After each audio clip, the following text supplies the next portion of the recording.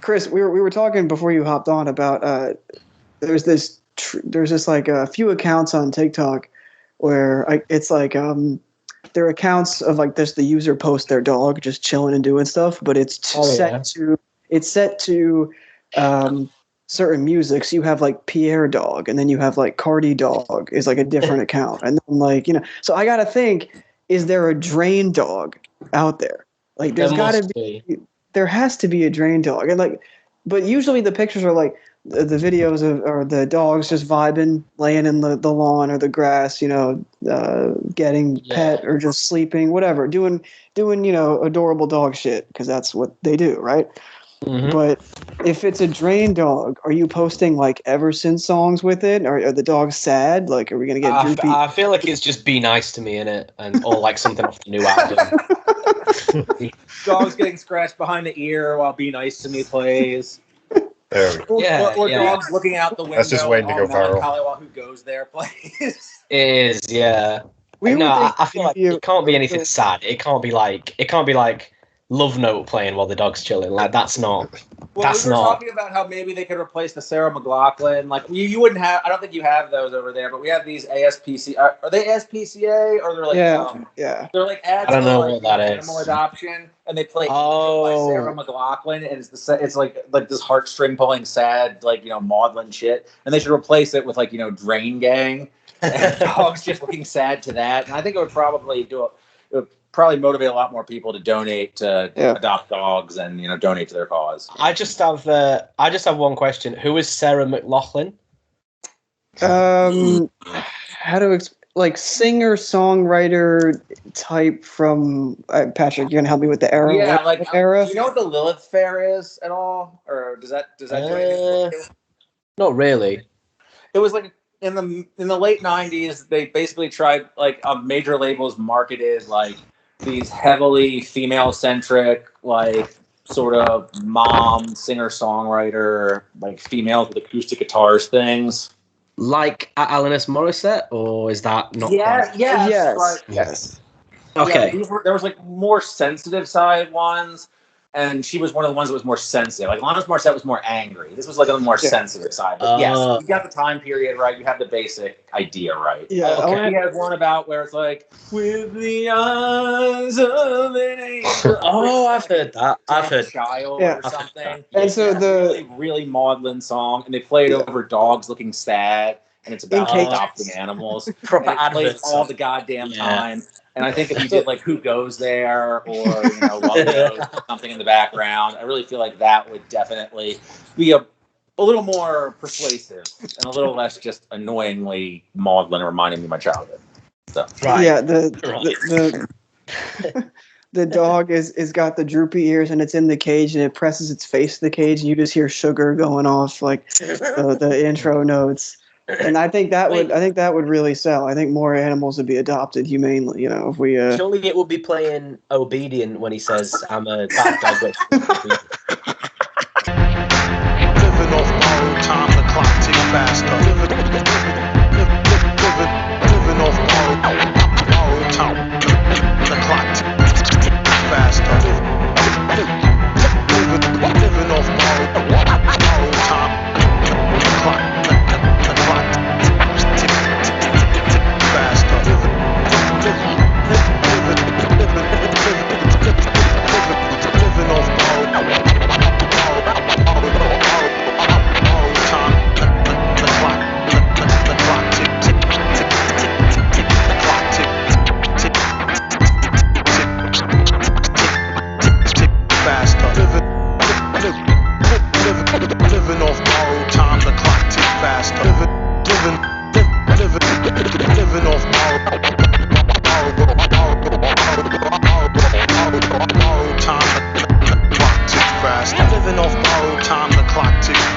Living off borrowed time, the clock.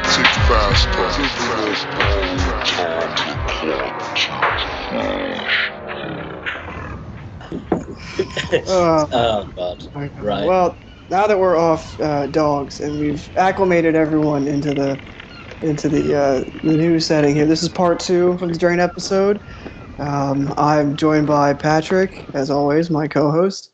Yo. I forgot to introduce myself in Patrick fashion, but I am Caleb, aka OptimalAudio on RYM. You know who I am if you're listening to this podcast, so it's fine. I've got Chris with me, who was here last episode, aka DestroyXme. What's good? Yep, aka 108 Mics as well. Check out all of his content because he generates a lot of it. It's just to intercept, not just my content. It's a team. We actually got 5 people now. Believe it or not, a whopping 5 people, and so plenty more content coming. But this isn't about me. Please continue. But yeah, hey, all self promo is allowed on this podcast. And lastly, we've got Seth, aka Jayward. Hello. Going on. We're very happy. I'm personally very happy to have you on, and not just because you have that I've seen your ratings and follow you over the year. Definitely one of the more foremost users when it comes to underground hip hop on RYM, but also because he and I share a devotion to the one and only Yeet. Yes. Yeet fan club. Been on there for a while, rating Yeet albums when they had 3 ratings. 4 life on the site, and now he's blowing up on TikTok. So we love to see it. Yes, he's blowing up really big. That bell snippet is like on. When he drops that song, it's going to be big. That is so hard, man. It's like kind of funny, but it's just so hard too. Like it's so funny.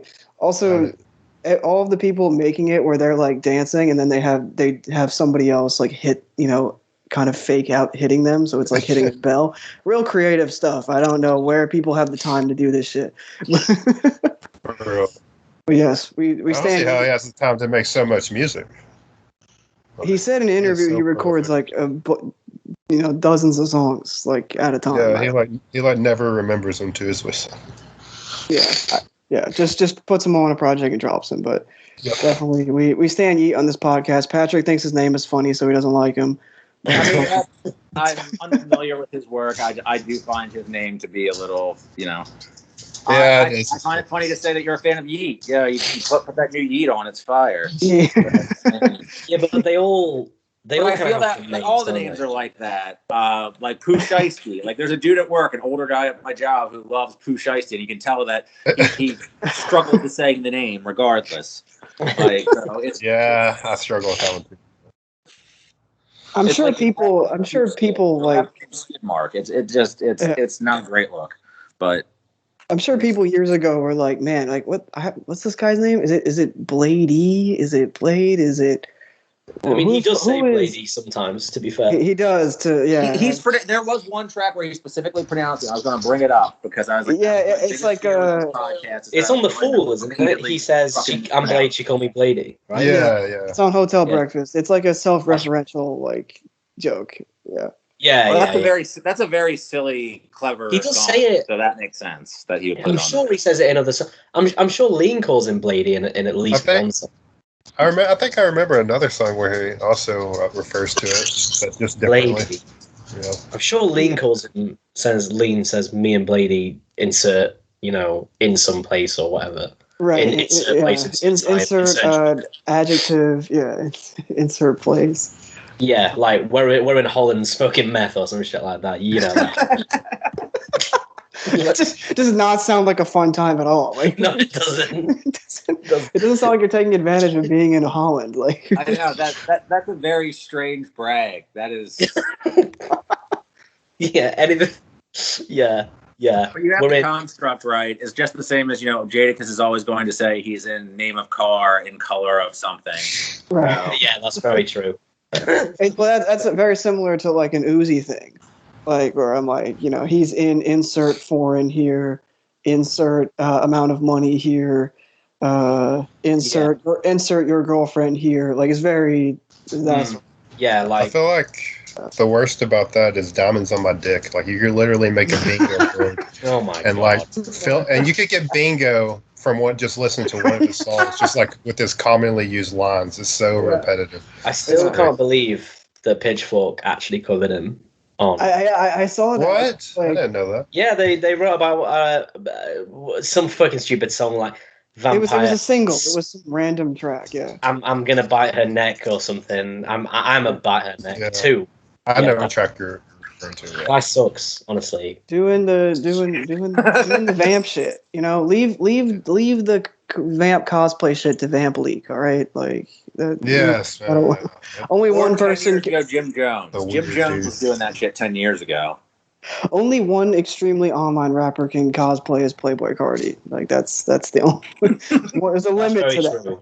There's a limit. I was so surprised when Vamp Leak was on that Asterel project. I actually thought that was quite. It's actually a good track. Yeah, I don't know what his relationship is with all these artists, but I guess like good enough. I don't know. I thought it was hilarious when he was beefing with Space Ghost Perp and like over some Space Ghost Perp said on Twitter. It's like, what do you expect if you're aligned with Space Ghost Perp? Do you not expect that in the first place? It's like he's just trying to take advantage of the situation to fill it. Well, if you're involved with Space Ghost Perp in any way, shape, or form, you have to expect he's going to beef with you eventually. It's going to happen.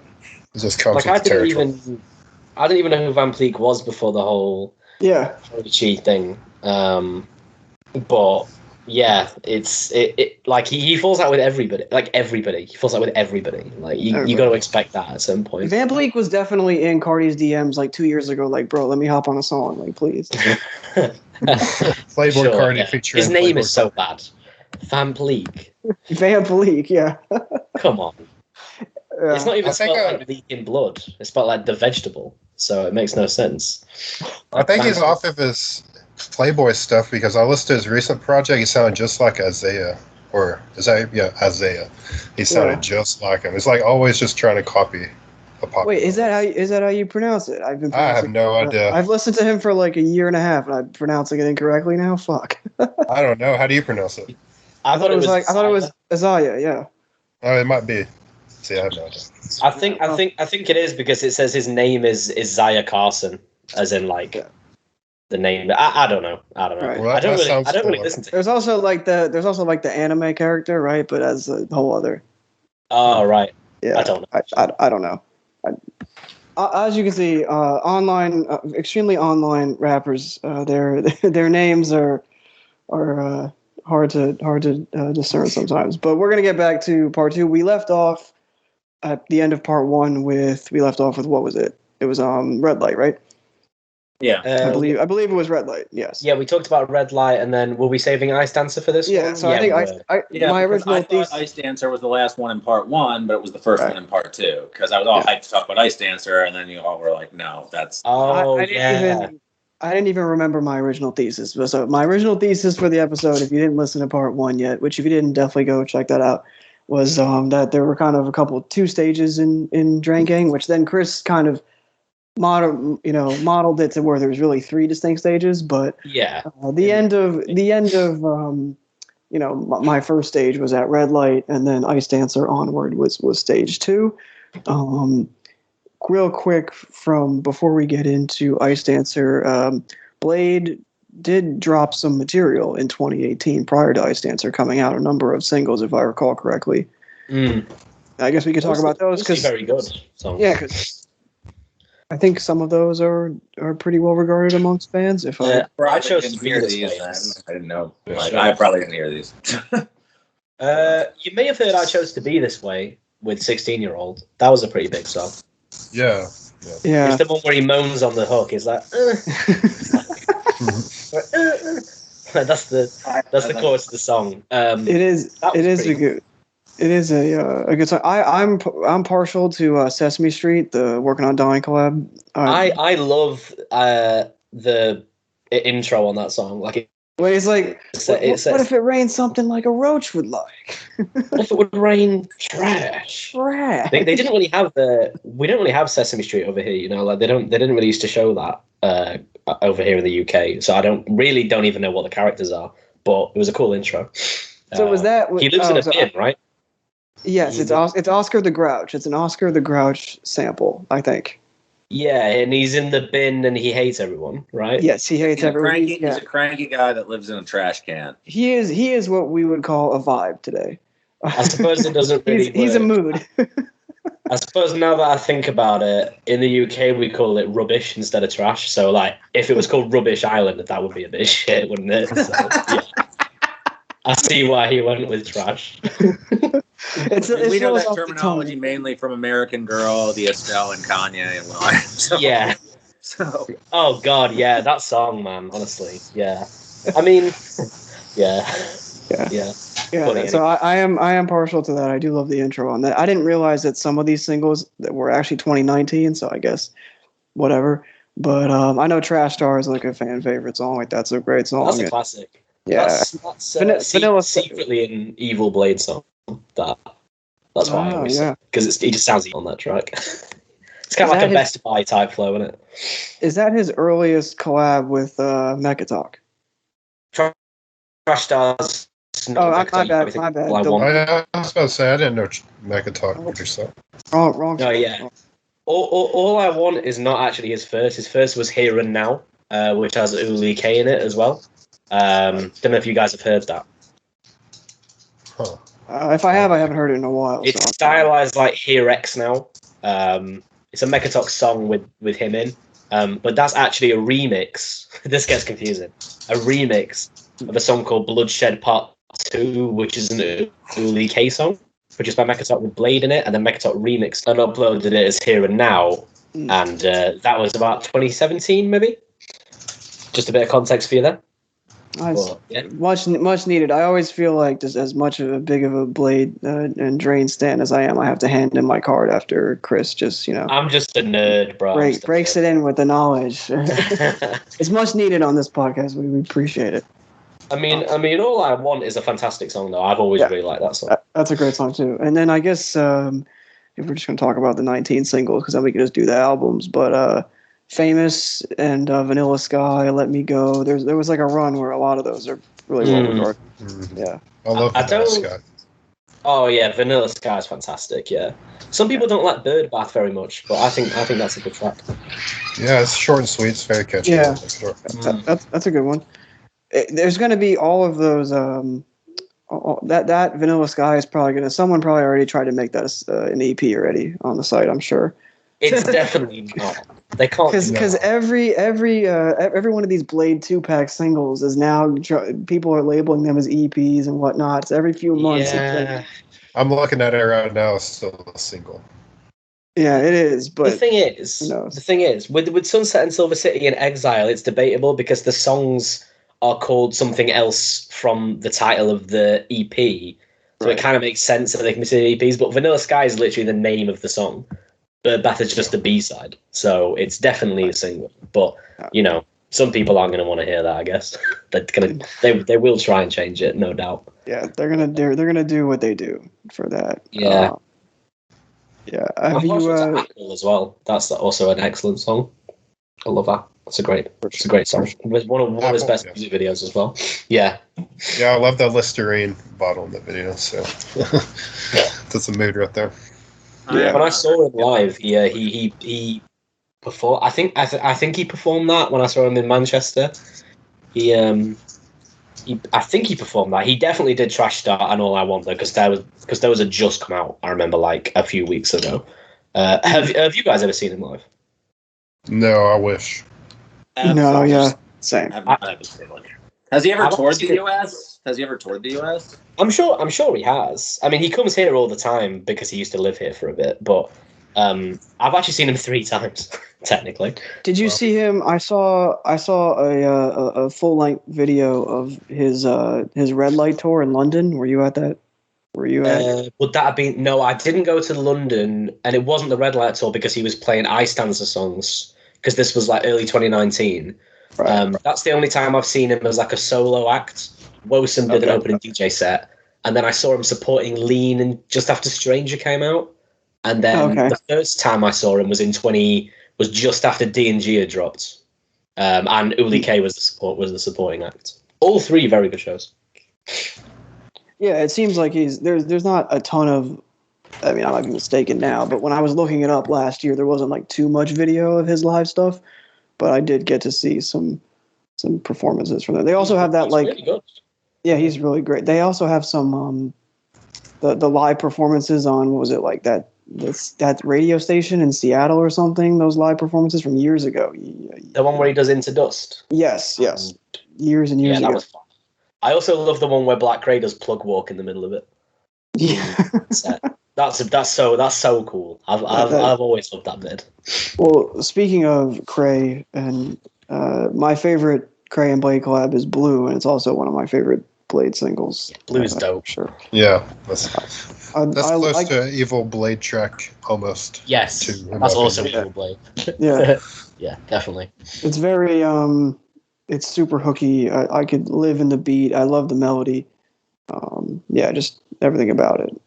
Speaking of like Evil Blade, what's that song you did produced by Sammy Baha? I think it is. That's really hard. Cover Up. Yeah, I think I mentioned that last time. That's such a fire song. Yeah, that's probably my favorite of the Evil Blade, I would say. Mm-hmm. Yeah, when he's going like smoking gas, I'm smoking it up. It's so hard. Yeah, that's a good song. It was on the Evil Blade comp. I really like the Tofu Golem beat. I thought that's such a good one. I read your review of that. I thought you made some I thought you made some good comments on that. Actually, yeah, it's a cool collection of songs, isn't it? It's just I mean, it's like clearly fan made, just picking up scraps and shit, obviously. But yeah. It would be sick if it was like if it was eventually like an actual album where, I mean, it won't happen, but it was just like I mean, that sort of style. I think he's come a long way from that, but again, I feel like there's a lot you can trace back in his modern sound from there, like sort of moods that he was exploring and sounds he was exploring. So, but yeah, I mean, there was stuff I liked. There was stuff I liked on there a lot. Again, it was just, I mean, not a lot of like fully formed ideas, but considering the amount of ground that he can cover in 2.5 minutes, like that's one of the things that really amazes me about a lot of his work, is that some of these songs feel so grand and have so much emotion in them, and then you look at the fucking runtime and it's 2.5 minutes long. I agree. My favorite song on the Evil Blade comp, we're getting slightly off topic here, but just real quick, the Life outro song, I love the lyrics on that one, man. It's so like bleak. And that's like a 1 minute. He's just great. Like you say, he's just really good at conveying a lot of in like a really short runtime. He's definitely very good at that, which I guess is kind of what Icedancer is all about too, actually. But we'll get to that. Yeah. I just want to say before we get to Icedancer real quick, the song "Let Me Go" with Cartier got on it, which is a perfect song. Has a absolute dog shit review on the page, which everyone has then made fun of in the comment box. So we're what's it say? Yeah, it's just like it has like terrible mixing and. Yeah. I thought I agree with the comments that say RYM should not have learned the word mixing. Anyway, that's a different. And then someone said, "Mix my balls in a blender." But yeah, I don't understand, because like clearly this person's never listen. I'm actually, controversial opinion here, not the biggest fan of Let Me Go. I think it's a good song, but I don't get the massive acclaim for it because it just sounds like all the Cartier God's other stuff, right? But that being said, this person has clearly never heard Cartier God before. And I just feel like 10 seconds of research would have told him everything he needed to know. Like, presses play on one RCB song. Oh, okay. They could copy-paste their review to any of his stuff.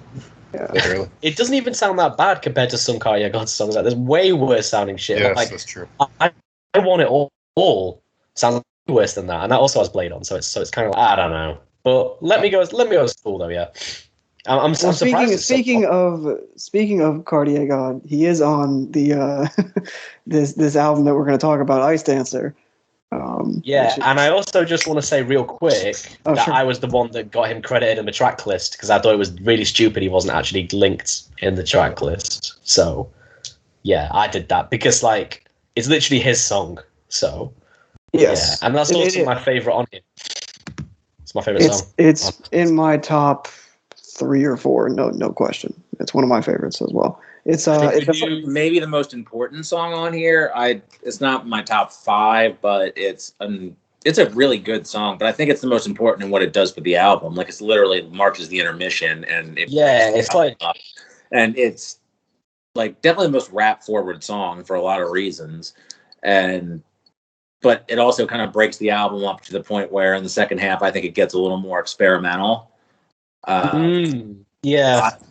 That's kind of the feeling I get out of it. Although you still get stuff on the first half that's a little floatier. Like again, I feel like this is still trending towards a poppier direction. I don't know. I would say the second half is way better. Intro, I'd say okay. I don't know how you want to pronounce it. I think that's one of his more aggressive songs, but it's kind of a mislead because I feel like overall, I would say the album is more like floatier, poppier. But to its credit, though, because I feel like these are his best songs he's written yet, and I'd say it's probably a three-way tie for my favorite project of his, and this is one of the three, and they're all for three different reasons. It's this, Working on Dying, and one we'll get to later.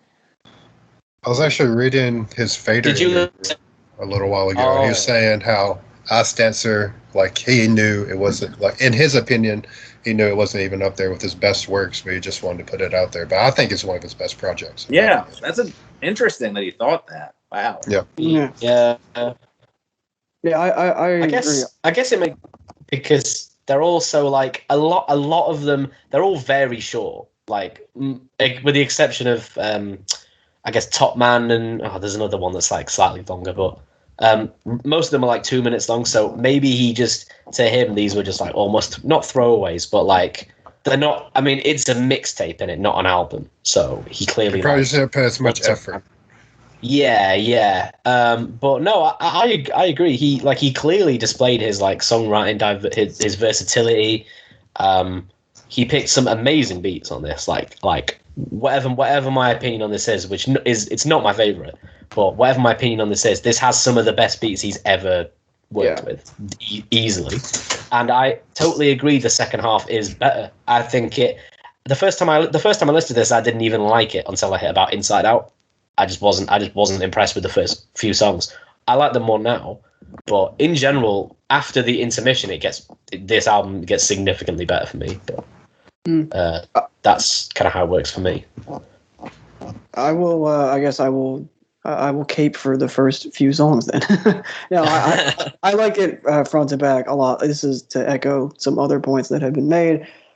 This is like a three-way tie as well for mine. I think it's the project that I've listened to the most, along with Working on Dying and Ever Since, and those three are like my top three. Blade, and I would say that I couldn't overestimate the impact of hearing like some of the songs on here that are like obviously big songs for him now, but hearing something like Be Nice to Me for the first time, you're just like, the melody, it seems kind of like cutesy at first, and then when the beat comes in, it's a great song. And I'm not surprised that it did so well in the years after that it was made, with TikTok and all of that sort of thing. But it's just a great pop song, and I'm glad he made it. And the Mahler freestyle is a great song, and it's so funny to me. Like obviously the fucking boing in the middle, but even the part before, like it's just like the skit is hilarious. The skit is so funny. Oh, the skit's so with the phone call, yeah. He's like, there's money on my MasterCard. Yeah, check my MasterCard. Yeah, it's just hilarious, man. And it's funny because I like it so much is that it has a lot of leavening humor. Like a lot of his studio albums are very, very serious, and this is not so serious. It's got a lot of moments and like give it personality, and leaven it a little bit, but it still has those serious emotional moments on it too. It has a very nice balance between those. He did say he was goofy. He said he did say he was goofy. He proved it on this project. He was goofy. I think the centerpiece is the run from like Inside Out to Top Man. I think that would be like the center, the run. I haven't met anybody who likes Inside Out as one of their favorites. No, not who likes it, but like who thinks it's one of the best on here. But I definitely think it's one of the best. Yeah, I agree. It's probably. I was gonna say it would be. I would rank it in the top half. I don't know if it would be in like my top 4 or 5, but it would definitely be up there. And then I think some of the songs that follow. I mean, the intermission is one of the best on here. Also, speaking of funny moments, like all the little ad lib, all the little RCB like production and ad libs in the background, where it's like bitch, and then like while he's like rapping, splash. Very funny, very funny. And I think Side by Side is like unanimously praised. Oh, that's such a banger, man. That's like that's one of the biggest bangers he's ever done. It's just like a feel good song, It's a great song. I just wish it was longer. That's all Thaiboy I floats. have with it. I was working out. I was working out yesterday, and Side by Side was a good accompaniment to that. Dude, I swear, Drain Gang is awesome. Any project almost is really good to work out to, in my opinion, for whatever reason. It always gets me happy. Yeah, I know. In fact, I've been doing that this week, so in preparation. So definitely true. I would say that any standouts on the back half that you guys like after Top Man, like DGGs, yeah. I think the whole second half is really strong, but I think especially LinkedIn. LinkedIn I didn't really like until the very end, but then the last two, For Nothing and Anything, like, the outro is a little, not as much as the song, but For Nothing and Anything I think are two of the best like slower songs on here for sure. Definitely Anything is for sure. Yeah. And I think kind of the beginning of, I think it's For Nothing kind of foreshadows a little bit of the acoustic-y stuff that he'll do on 333. Like, not the whole song, but definitely like the sample it's built on and that very beginning part. Kind of they're the two really acoustic heavy tracks on 333. That so I kind of see that foreshadowing that for sure. Yeah, I think the whole second half is just kind of one sustained vibe, to be honest. From once you get after the intermission, the Thaiboy feature, all the way through to the outro, just like I said, those tracks are highlights. It knows to end on the strongest songs, pretty much. I think Top Man's really good too. It earns being one of the longest songs, if not the longest song. I don't think the first half is all that bad. Like I said, I think "Okay" is a really good like first proper song. "Be Nice to Me" I think is hilarious.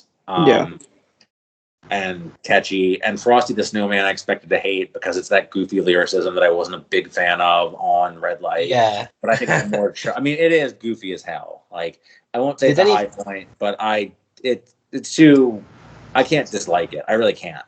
Yeah. So it's too go ahead, I'm sorry. I was going to say, did you guys know that Frosty the Snowman was actually out for an entire year before the rest of the tape? I don't know if you guys knew that. It was a single. I think retroactively I knew that, but not when I first listened to the tape. Was the tape announced, or was that just like a Lucy? Like they just it was just a Lucy. Like there was no suggestion that it was going to be on anything. It came out on Christmas Day, I believe, because the theme was like a Christmas thing. I mean, I see it more as like a goofy Christmas thing. So for it to show up here is kind of weird. Like, was it like? I guess it makes sense with that theme and like Also, real quick, I want to say that Space is definitely one of my favorites. I don't really we're talking about that one a lot.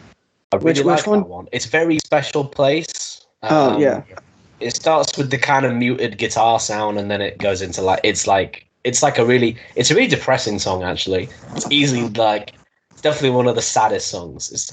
I've said before that I think this album is like about an abusive relationship. I could be reading into it too much, but it definitely feels like a lot of the songs are aimed at not feeling good enough for someone and all that. But I just really like that song. It just special place. Definitely one of my favorites. Don't see people say that lots. I think it's one of the most effective Drain projects in terms of just pure atmosphere, which is saying something. 'Cause there's a lot of them that are great at that. But it kind of a couple projects I use this descriptor for, in this series we've been doing, but it does really sound exactly like the cover art, and the cover art is a lot of kaleidoscopic, barrage on your eyes of colors, and that's kind to of me innocent. what it sounds like. Also, I love the song. I love the intro, "Smart Water." I love the way it comes in, and anytime you get a "Feel Like Filthy" bar in there, we love to see it. So I forgot he says that bar. Yeah, he says it on he says it on Working on Dying too, but that was obvious. Most of these songs, I've seen people say this before, were probably recorded in 2017 or very early 2018, because is it Smart Water where he says, "If I don't get seen in 2018, I'll drink some bleach"? Is it Smart Water he says that? I can't remember, but he says, "If 2018 I don't get seen, I'm gonna drink some bleach." So and this came out in December. Very ahead of his time on that, obviously. Very ahead. Yeah. But so I feel like a lot of these songs are old, which ties into why it's the mixtape, of just Rip Squad produced songs. But yeah. I agree. It's a very very strong tape. It's definitely top 5. Blade, no question. Anything Blade and like Rip Squad, is going to be high quality. So it's not the Drain, White Armor, it's not Blade White Armor, that relationship where it's the same groups. There's so much synergy, but there is Rip Squad and there's great chemistry there. Isn't there like 2 or 3 members of Rip Squad now? I thought. Yeah, there's I think 3. Yeah, there's 3. Yeah, Lucy's one of them, right? LUSI. Yes. Yeah, and they did The Fool, I think. Yes. So I guess that's technically a Rip Squad project, but not really. But yeah, that's what I was told anyway. No, I think that's right. But I think back when they produced like Itami and the first Blade Rip Squad song, which I think is Rain Check. I think that's the first one, which is a classic, by the way. And also, I think that was like the first single to get bolded on No I Am, but I could be wrong. By him, it was definitely one of them. It was that or Bleach. But Rain Check and all those, I think they were just one. I think it was just one person, but now they've expanded, I believe. But yeah, from Australia, pretty cool. Yeah. Definitely, impeccably produced project. One of my favorites. Definitely one that I've listened to the most, probably outside of Working on Dying, and one that it's really good in a lot of different settings because you don't really, as good as certain songs off Everton's are, and I play them all the time. It is obviously a much heavier project in sound and tone. Yeah. So I think it's a little. Icedancer's a little. I would say at this point, if you like or don't like these artists, you're not going to be probably convinced one way or the other. But if you're living under a rock and you haven't listened to any stuff from this camp yet, I think Icedancer would be one of the first 3 or 4 projects I would give somebody. Yeah, I think at that point he got to be more accessible, and obviously that's when his popularity started skyrocketing. But that was the first really more accessible project. Right. Yeah. Right. It's weird because it is accessible, I guess, but I don't know, it's still Blade. It's more Eversense is accessible in that it has big broad strokes and it's song constructs, but it's also super fucking depressing. And I feel like this one is probably more approachable in terms of that it's not depressing all the time, but I feel like maybe not. I don't know. I don't know if it's the first one I would go to. I think it's one of his very best. I just don't know if it's got. I mean, it has hooks all over it, but I don't know if they're his most immediately arresting hooks on the level of something like Eversense, even though the content isn't quite as dreary. Right. No, that's a fair point. That's a fair point. I guess Icedancer, a bolded Blade album or mixtape, which is the only one outside of that isn't a live album. That's. I think Glue was close. Why is this a mixtape and not an album? I was curious about that. Because as we said, this is why I think, because he just kind of dropped them, not expecting it to do as well as it's done. It's not structured like one of his albums is, Ever Since or Red Light. And like I said, I think some of these songs are just songs that were probably sitting on the hard drive for a year, and he was just fuck it, I'll put all these out there. But it was just branded as a mixtape, I guess, because it's I guess it's just not just a more less structured example, but it kind of does have structure at the same time, so I don't really know. I mean, it definitely has to lower expectations. I think it has overall, sorry. I mean, I just think it has an overall structure. I don't know if it's as carefully structured as some of something like Eversense or Triple Three or The Fool, other ones where I feel there's some every track going in every other track there was a careful consideration. I think some tracks are just thrown in there to be thrown in there in the overall this fits the vibe, as opposed to each one is for a reason. like this whole section sounds a certain way, if that makes sense. But like sections are supposed to sound a certain way as opposed to one track and another. I don't think I'm making this point though. But no, I get you, and I think the fact that it's not an album is the only reason why it's bolded. If I'm keeping it a stack, because like the stuff in the mixtape section like didn't go through the same people hearing it and being like, "Oh, this sucks. I'm down voting it," kind of thing. Which is why it has a lot. I think it still has a ton of.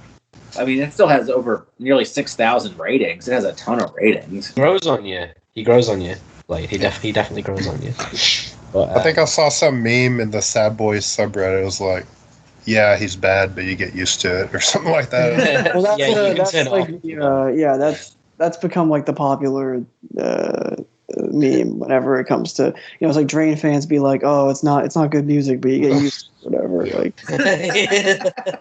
shit like that. By the way, I think that's very drained because it's like, just like not taking yourself seriously. It's like kind of how Bladee is in the same way. It's just really appropriate.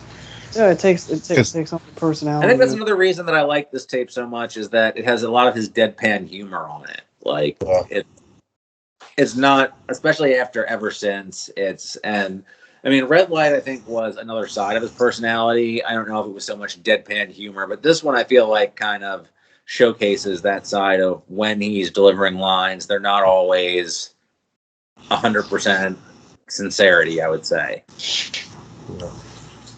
Which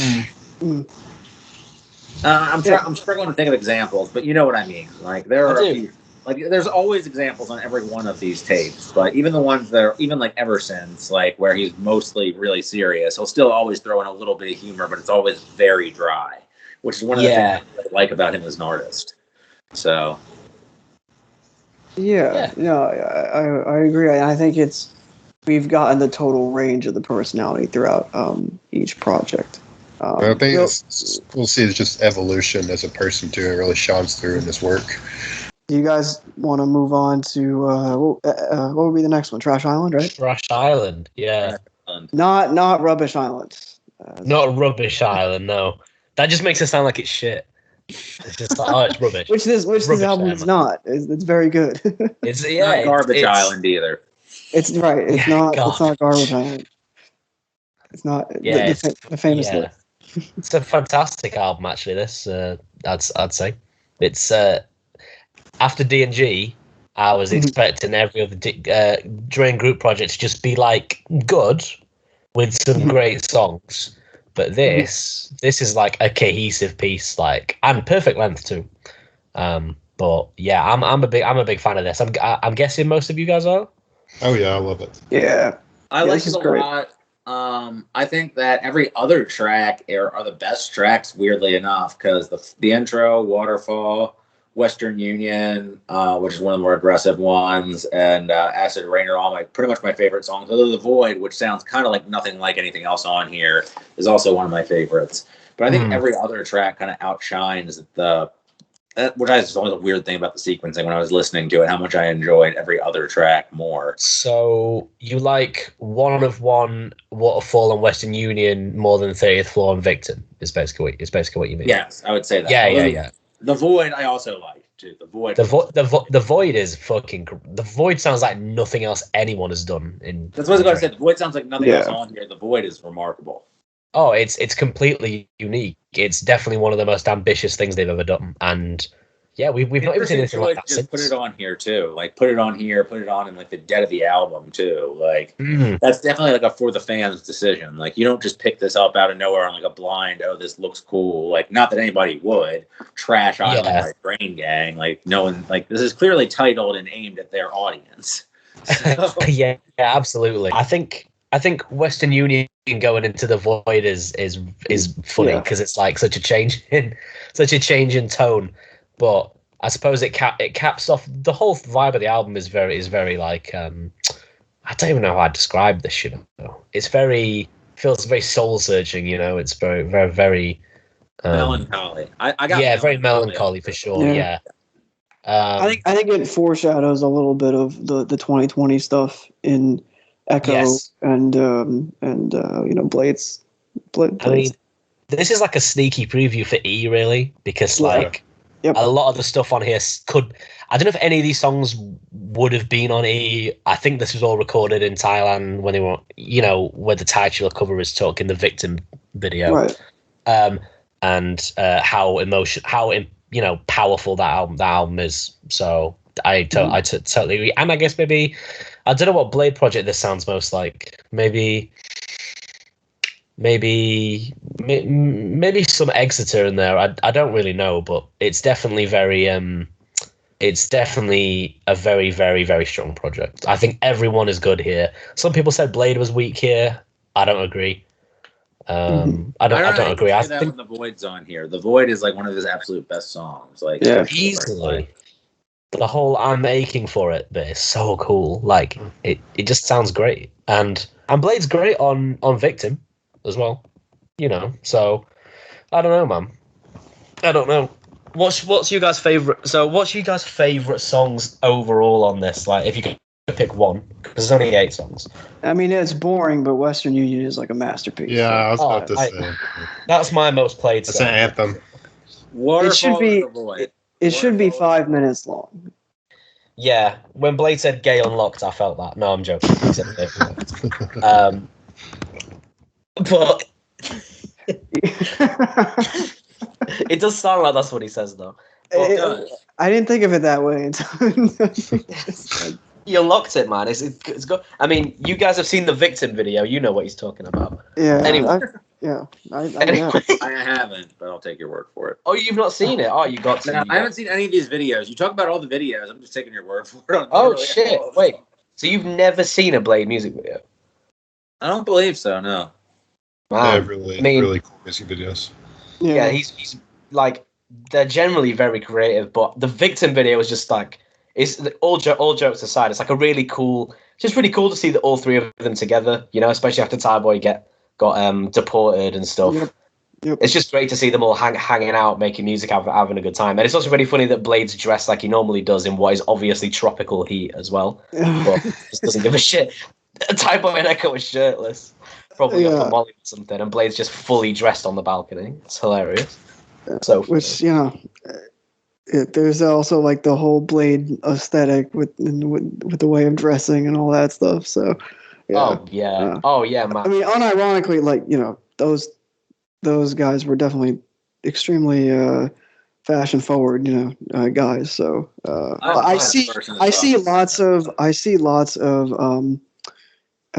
social media pages and things like that have people nowadays wearing outfits that they would have worn like in 2013 or whatever. So it is interesting. Like in the Bleach vid where they're both dressed like painters. Like, it's really cool. People do dress like that now. Like, especially Japanese fashion.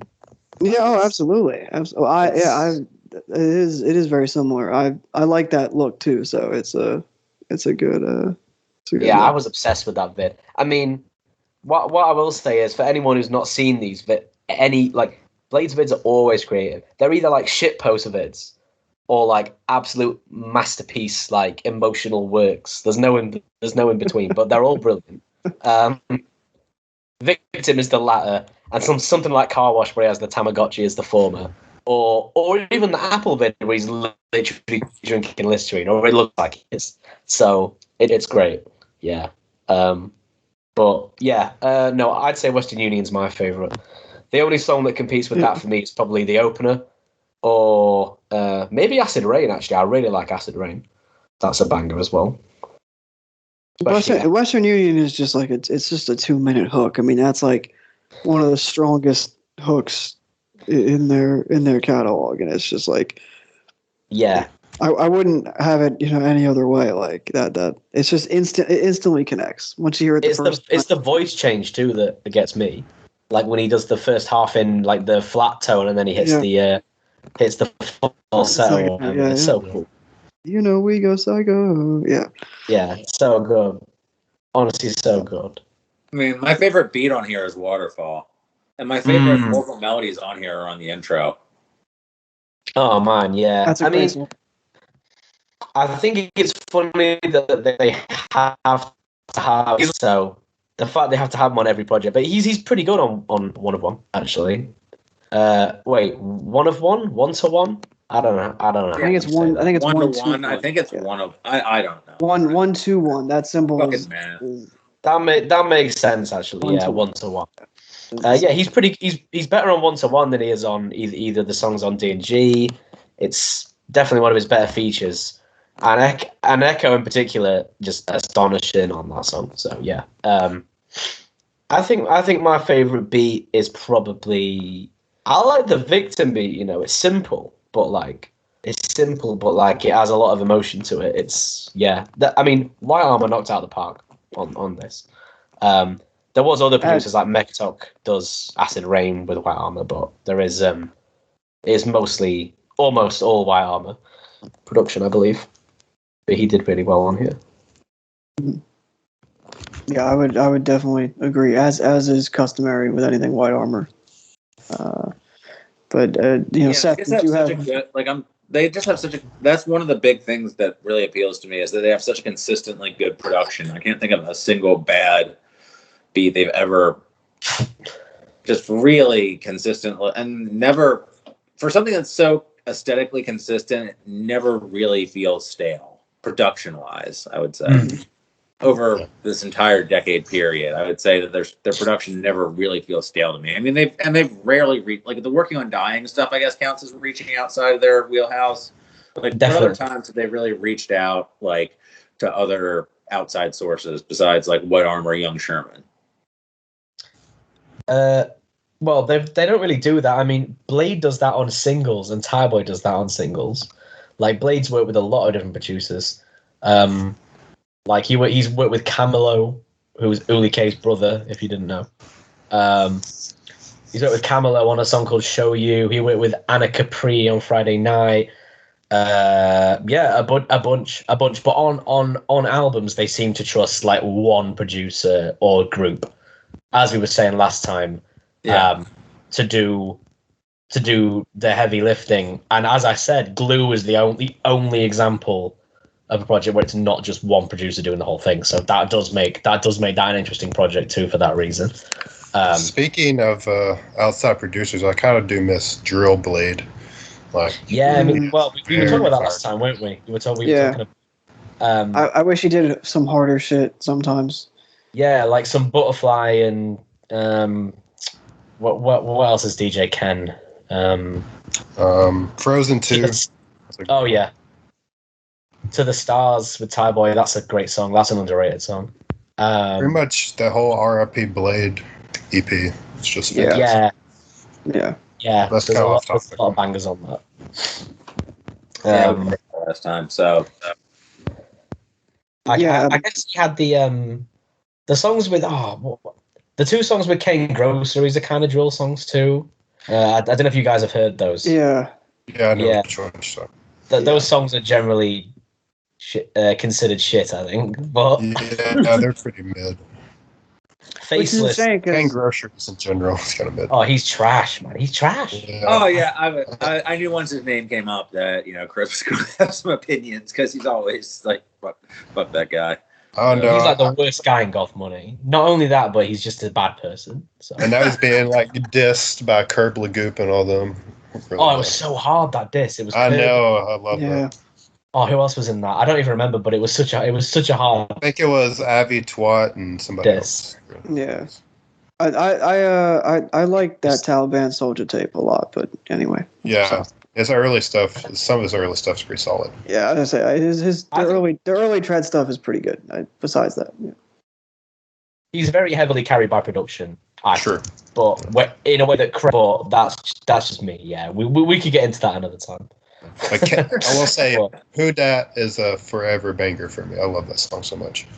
If he fits that beat perfectly, it's a filthy beat. You know what I'm talking about? Yeah. Knock out my front door. So, yeah. Yeah, that's probably one of his best songs.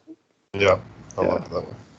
But the Blade and Kane song "Faceless" pretty ass, honestly. The chorus is good, but it's just Blade talking about being crazy.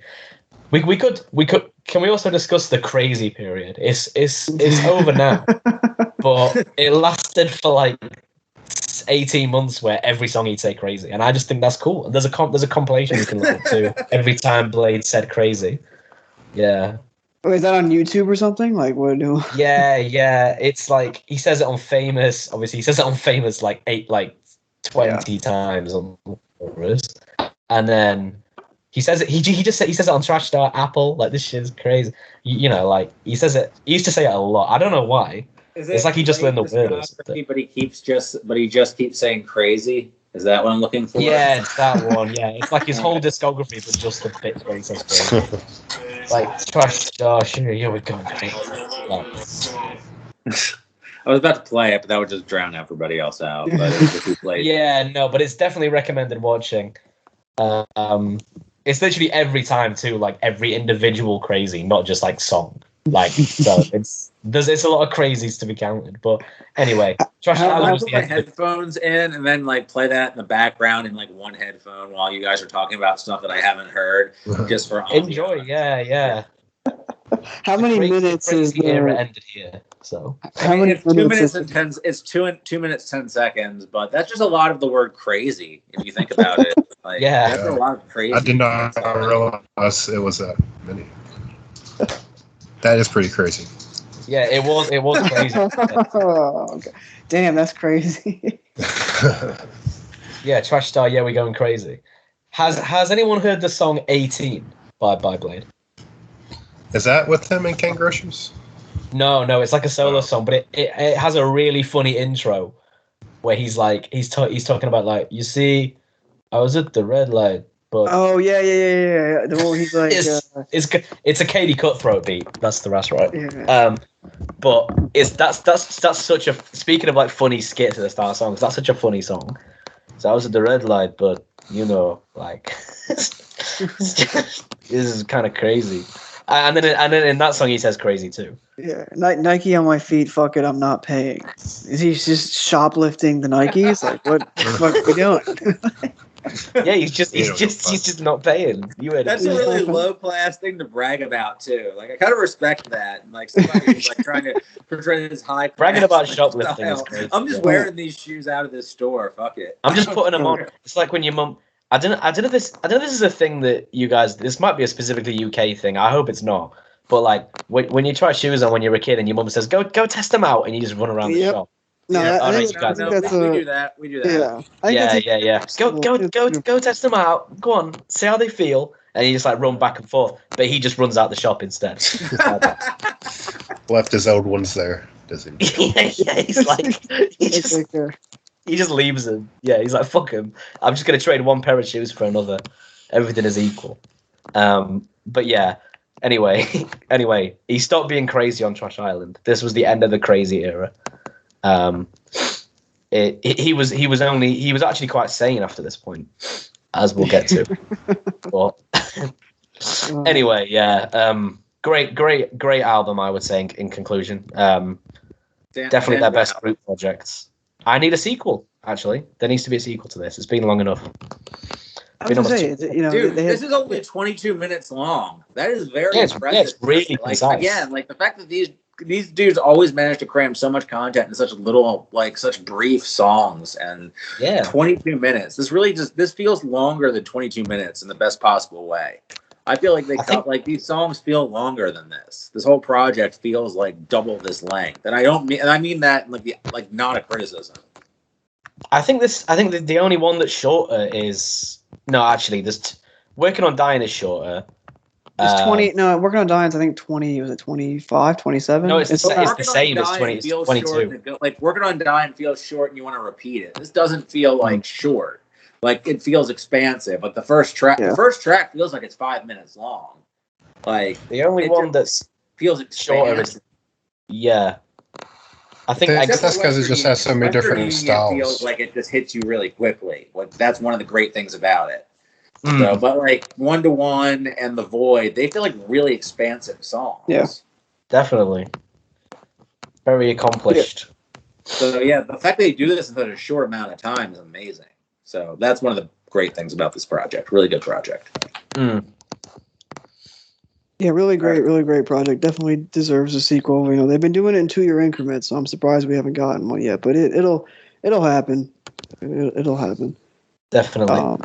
I guess we're now on to Legendary Member, which... Oh, I almost forgot about Legendary Member. I almost forgot. So there are... How could I forget? We got two things with Legendary Member. One, Legendary Member... So I told the story last podcast episode, but for anyone who hasn't heard...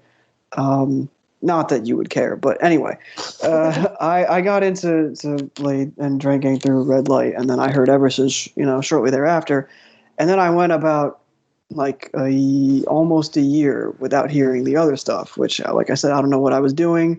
I mean, I was busy at the time, but that's still a huge L.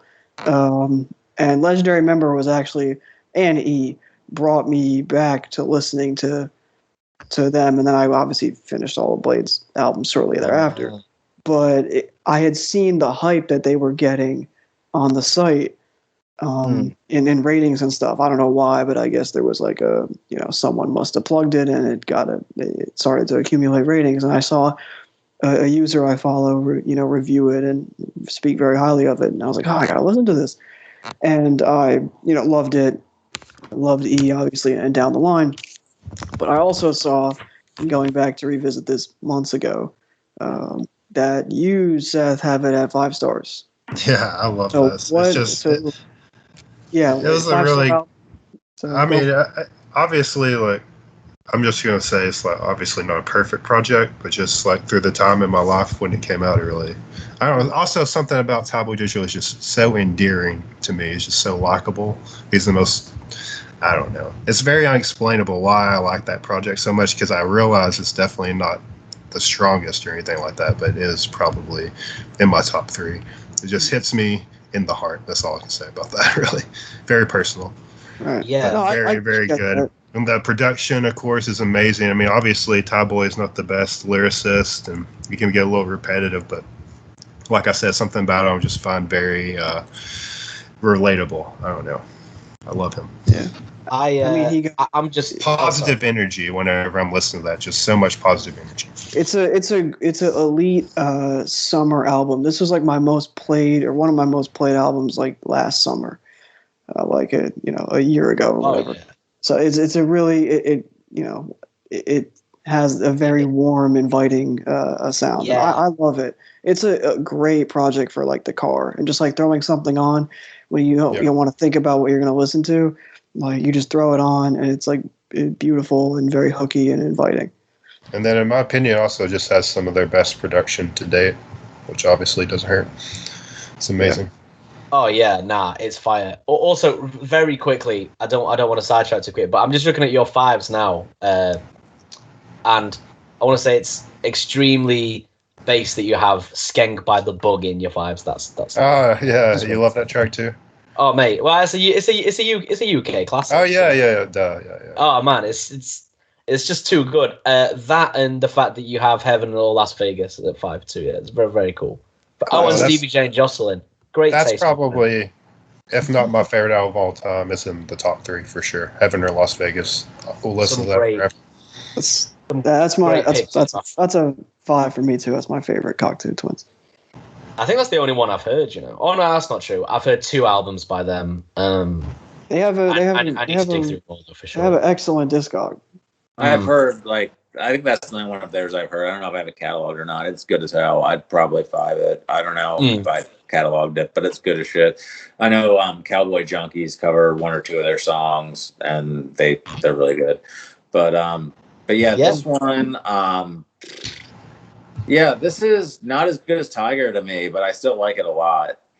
I don't think it's as good as Tiger either, but it does some things better than Tiger does. I agree on that. And there are certain songs on here, like the last track, the title track, I think is one of the best Drain songs, period. That song is fucking amazing. Oh, I read your review, I just remembered. You didn't like Baby. I do not, and I guess that's going to be unpopular. I did not like that song. No. That's one of my favorites. Yeah, I really love Baby.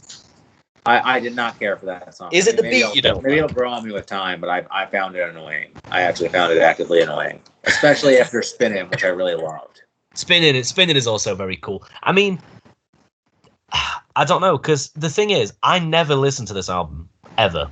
Like, this is like one of my least listened to. overall. But when I look at the track list, there's really not any duds here. Maybe Can't Tell. That's probably my least favourite. But there's really not that many songs here that I would consider weak. Like, the hooks are amazing on this album. Yeah. Like, Kiss Me to the Scope. Yeah. Drain Star Rock. Come on. Dude, he heard Kiss Me Through the Phone and was like, all right, I got this. Yeah, no, that's the exact Well, thing wonderful. I thought when I saw that too. Why is it through the scope though? What the like? Yeah, I don't. Maybe Is he shooting her? Like, what is it? Does he mean the phone camera, like when you're FaceTime somebody? Lens, like the lens Yeah. of a camera. Yeah, does he like if you're FaceTiming somebody, I guess, or whatever, video chatting, and there's a Doesn't he say there's nowhere else to go? Kiss me through the scope. Like he does say There's that. nowhere you can go. You must kiss me right now. Kiss me right now. All right, Holding her Mildly hostage. threatening. Mildly threatening. let's not read too much into that. No, it's just a funny song. You know what it is? It's just as you know, as was rightfully pointed out, he's a very charismatic, sometimes a bit silly. Like he just has fun with his music. Like he's not, his English clearly is not the best of the three. He has his moments where it's kind of like, what is he saying? Like also, what does he say at the start of I Don't Give a Fuck? Does he say weed? What does he say? What does he go? Oh, I actually do not know. Why does he do that? What does that mean? Why we like the intro? Yeah, it makes me laugh every single time. I think he's saying we like the French. Oh, like yes, okay. Yeah. We- No, to me that's what it sounds like, but I don't know. Okay. If that's, I always say a weed, and it makes me laugh that he like scream that. I do love the beat, and the hook to that song is very. I mean, it's super simple, but it's super good. Like just it's ignorant music, and I like ignorant music. It's very sticky. It's like I don't give a fuck. I just give a fuck about bands. Like I don't give a fuck about you. And I like the little like sing songy, like I don't give a fuck about you. It's very like tongue in cheek. Oh, it's so fire, man. He only likes bands, you know, Radiohead. He only likes. I stole that joke. Anyway, you didn't have to say that. No, I didn't. But he is not a fan of singer-songwriters at all. Oh, see. I love I think my underrated one is Kit Kat. I love that song. Yeah, his delivery on that is so good. Yeah, that beat is amazing. That beat is nasty. Yeah, who does that one? I need to check. I think it's Good. Yeah, it's Good. Yes, it is Good. I think Good does most of the best ones there, actually, like Spinning and Baby is a great beat. Beijing and Lip Service, of course, which is honestly just heavenly song. Beijing would have been a hit if it was from a bigger artist. Oh yeah, it's you're right. It has all the hallmarks of like a trap hit for sure. Yeah. It's like he gets his. We need to talk about this cover art for a second. We need to. It's literally cover art. It's the best cover art of any Drain project. You can't argue otherwise. It's fire. I'm not going to argue with that. I just think we need to discuss what's going on. You know what?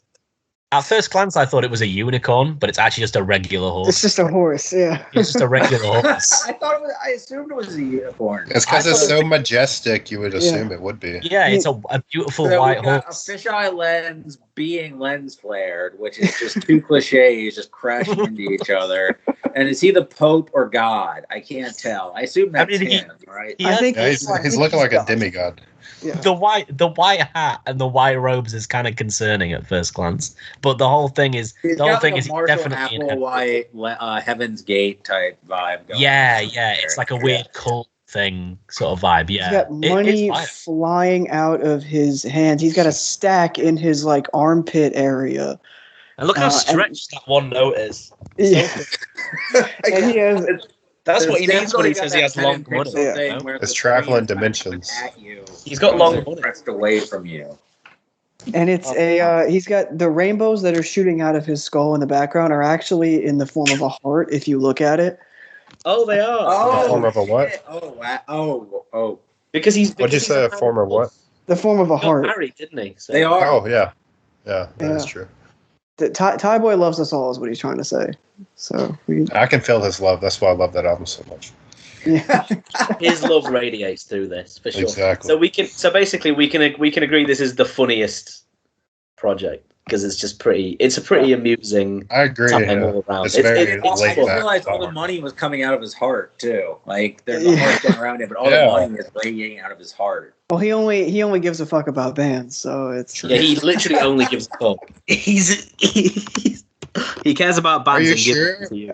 Are you sure he's actually like sending the money away? It's not coming to him. His gravitational pull is just attracting all this money. It's like dark matter. It's like some sort of black hole that money is just like being sucked into. I believe that's what it is. He's the evil man on this white horse with his scepter or whatever the fuck that is on the left, and he comes down and steals all your money and then leaves. He does not give a fuck. He holds his arms out and he just like magnetically attracts everyone's money, like everyone's wallets flies out of their pocket.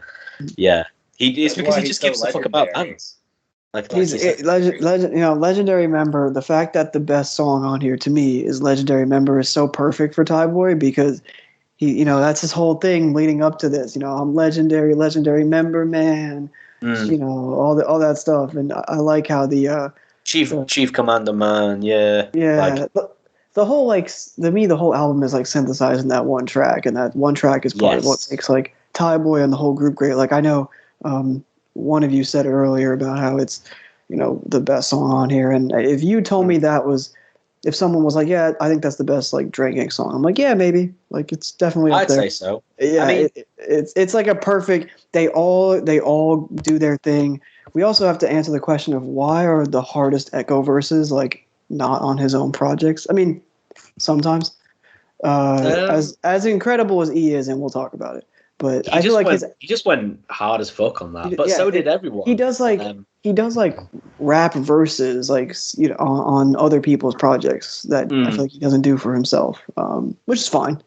But it's something kind of cool that I've noticed. Like obviously the Obedient verse I said last episode was like one of my favorite things he's ever done. Do you guys know Visa by Thaiboy? Yes. Echo's verse on that is insane. I don't know if you guys can remember it.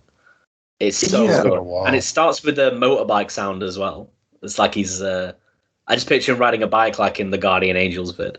And it's just so hard. That's one of his best in my opinion. That's like Tiger era, right? It's just after. It's like 2015. It's a good beat as well. Like no, like a literally good.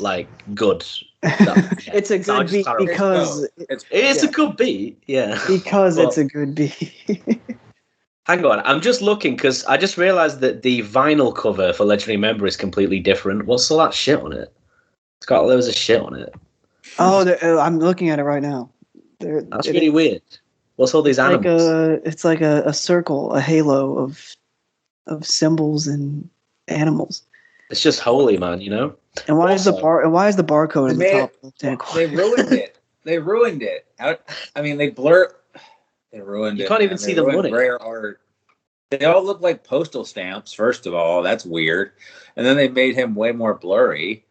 And then they wrote it in this weird scratch. Like they wrote the album title and like weird like. It looks like he signed it. Yeah, I appreciate the comment that said Thaiboy physical. It's good stuff. Thanks for clarifying, man. Thanks, Ben Cup. That took me a second. I appreciate. I appreciate. I appreciate it. I'm here for it. Also, while we're on the topic of we pointed out all the hilarious things on this album, but the final hilarious thing is Young Lean pronouncing phone posits like that. Yeah, like phone posites. He was in the studio like, man, that doesn't really rhyme, but like I am Swedish after all, so like it is okay if I say it like that. Is Young Lean still wearing phone posits in 2021? I hope not. No, it's pretty funny. Also, correct me if I'm wrong, but that is the only song with all four of them on. Yes, I believe that's right. I believe so. Yeah, which makes it cool in that sense. I feel like for whatever reason they just always go all out for Thaiboy. Like you can just tell how much they really like want him to succeed, and that's like one of the reasons. Yeah, it's awesome. Yeah, I mean Thaiboy's story is like genuinely inspiring. I mean, we alluded to like the being deported, for whatever fucking reason, like before, but I mean, he's such a beacon of like positive energy, and the fact that he's been able to overcome that shit is really great. Can I ask you a question? I've never heard like anyone say a bad thing about him, like an artist or whoever. Like, he just seems like a really solid guy. He does. Are we gonna cover DJ Billybool? That's what I was wondering too. I didn't have it on the agenda. I guess we could touch on it now. Can we touch on it now? Wait, okay. So, wait, what? Well, what? they are a separate entity, so I mean. Yeah, like you have to cover DJ Billybool. It's not technically Vocal trance. My fan. Okay, what? Wait. Before you get your before. It's not as good as it looks. This cover, okay, we need to talk about the cover. We need to talk about the cover. The cover is fucking like it's almost too good.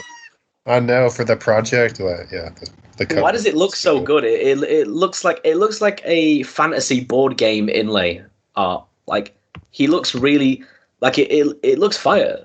But like the album is not. 15-year-old Swedish boy cosplaying as Agent Mulder. And he's being like drawn in an oil painting of some kind. Like it's insane. I mean, he's got the cherub and the demon. What is hands up? What genre is hands up? What is this shit? Every time I see a new electronic genre, like some of them make sense to me, like Scouse House and stuff like that, because I'm English. But then shit like Hands Up, like no, I'm not really sure what that is. AKA Hands Up with a Z in 7. Don't you know it's cool? Don't you know Z's are cool, man? It's like 2021. Come on, get with the times. Hands up. Yeah, Grandpa. This ain't your. This isn't a very good project. There was a review of this project that was like, honestly, why the hell not? And I was like, I kind of agree. That's kind of my sentiments on it. I don't think it's not bad. It's very, very base. Eternal Optimist Sophia gave it 3 stars. So, she managed to find something of value here. I think I gave it 3.5. I think I liked it. I have it on 4 just because, once again, I just have such a soft spot for Thaiboy. And, you can probably deduct a star or a half a star, but it is extremely based. It's the most based DG project, I think. Yeah. I think I was deducting stars for every minute of Fantasy World where I was like, surely this will end soon, right? That was a long song. It didn't need to be 10 minutes, right? Like it's half of the EP is that song. Like it doesn't need to be that long. Come on. The intro is like nothing, and then it's. Yeah. I mean, full Moon and Deutsche Bank are pretty good. Yeah, I like that. The rest, nah, I'm all right. But it's a cool little experiment. I'm sad I didn't hear this. I'm sad I did not get to DJ. He says DJ Billybool a lot. Yeah, for music, he repeats it ad nauseum. I would say actually, yeah. Shout out to friend of the show Ellie's review. An entire EP worth of quote rubies could be Thaiboy's best project. I don't know. Maybe. I mean, well, he did do that SOS EP as well. You guys remember that? Yes. And that was pretty fire. Like that had generally very good songs like Magic, Ruby. But I think this was just a little step too far for me. But it's still a cool project. I respect it. But I just wondered if that was considered canon. I think so. I guess. Yeah. It's because some of the. I think it's in hand with some of the weird side projects that they've done and whatnot. But we should have done Cross Adder then in that case. That was my next point. Would you guys point? Because I think the first album that I gave a good friend of mine to get into Drain Gang was Legendary Member, and now he is a certified Drainer stan, no question. So would this be the first one of the first ones you would give to somebody? How do you guys feel? I don't think it would. I mean, it depends what they already like. Like, if they're into stuff like Chief Keef and Soulja Boy and Little B, then yeah. But if they're not, then this will probably put some people off. I think because it's so it is very different to Thaiboy is a very unique presence. I think some people would be put off by this project, personally, but I don't know. I don't think it's very accessible at all. I had only showed him. I think I had only sent him the Young Lean album Stars before that, and I think that's different. His previous taste had been, like Chief Keef, Young Thug, things like that. That makes sense then. Yeah, no, then definitely. Yeah. Do I know this friend? This is a IRL friend. You do not. Who I'm trying to get on this podcast very soon. A little tipping my hand there, but I'm trying to get one of my close friends on this podcast, maybe to talk about Young Thug. But yeah, to answer your question, I would say that certain songs on here, yes. Lip Service and Legendary Member, yes. Overall, I do think that I don't think it's as inaccessible as something like Exeter, which I like a lot more, and I think I can't wait to get to that one. A lot more in the Chief Keef lane, but I think that the certain stuff on here is kind of like that, and I do think that it's a little too. And also, I don't think it's as high quality as something like Tiger. And although I think it tries to do more stuff than Tiger did. So I think that for a certain type of fan, yes. But for a more mainstream type of fan, no. I think the lack of White Armor beats on this, well, not lack, because he does like 4 or 5 here, but makes this way more sonically diverse than something like, any project with White Armor on. Like Thaiboy and Echo went until 2019 without dropping their albums, and like they came out so different, but neither of those were like executive produced by White Armor or anything. Like White Armor had little involvement in either, compared to like Ever Since, which was Blade's debut. And I think in terms of like introducing new people, I don't know. I feel like E and Legendary Member are both great albums for different reasons. So like you could almost start people on either. Depends what they like more. Do you know what I mean? Like if they're into ambient and experimental stuff, E would be the way to go. If not, if they're into like rap music, I would say Legendary Member would be the best. Yeah. Yeah. Yeah. I'm doing one of my good friends a disservice. He does listen to a lot of different music, but I think rap would be the genre that he consumes the most. So that was why I threw it to him. But yes,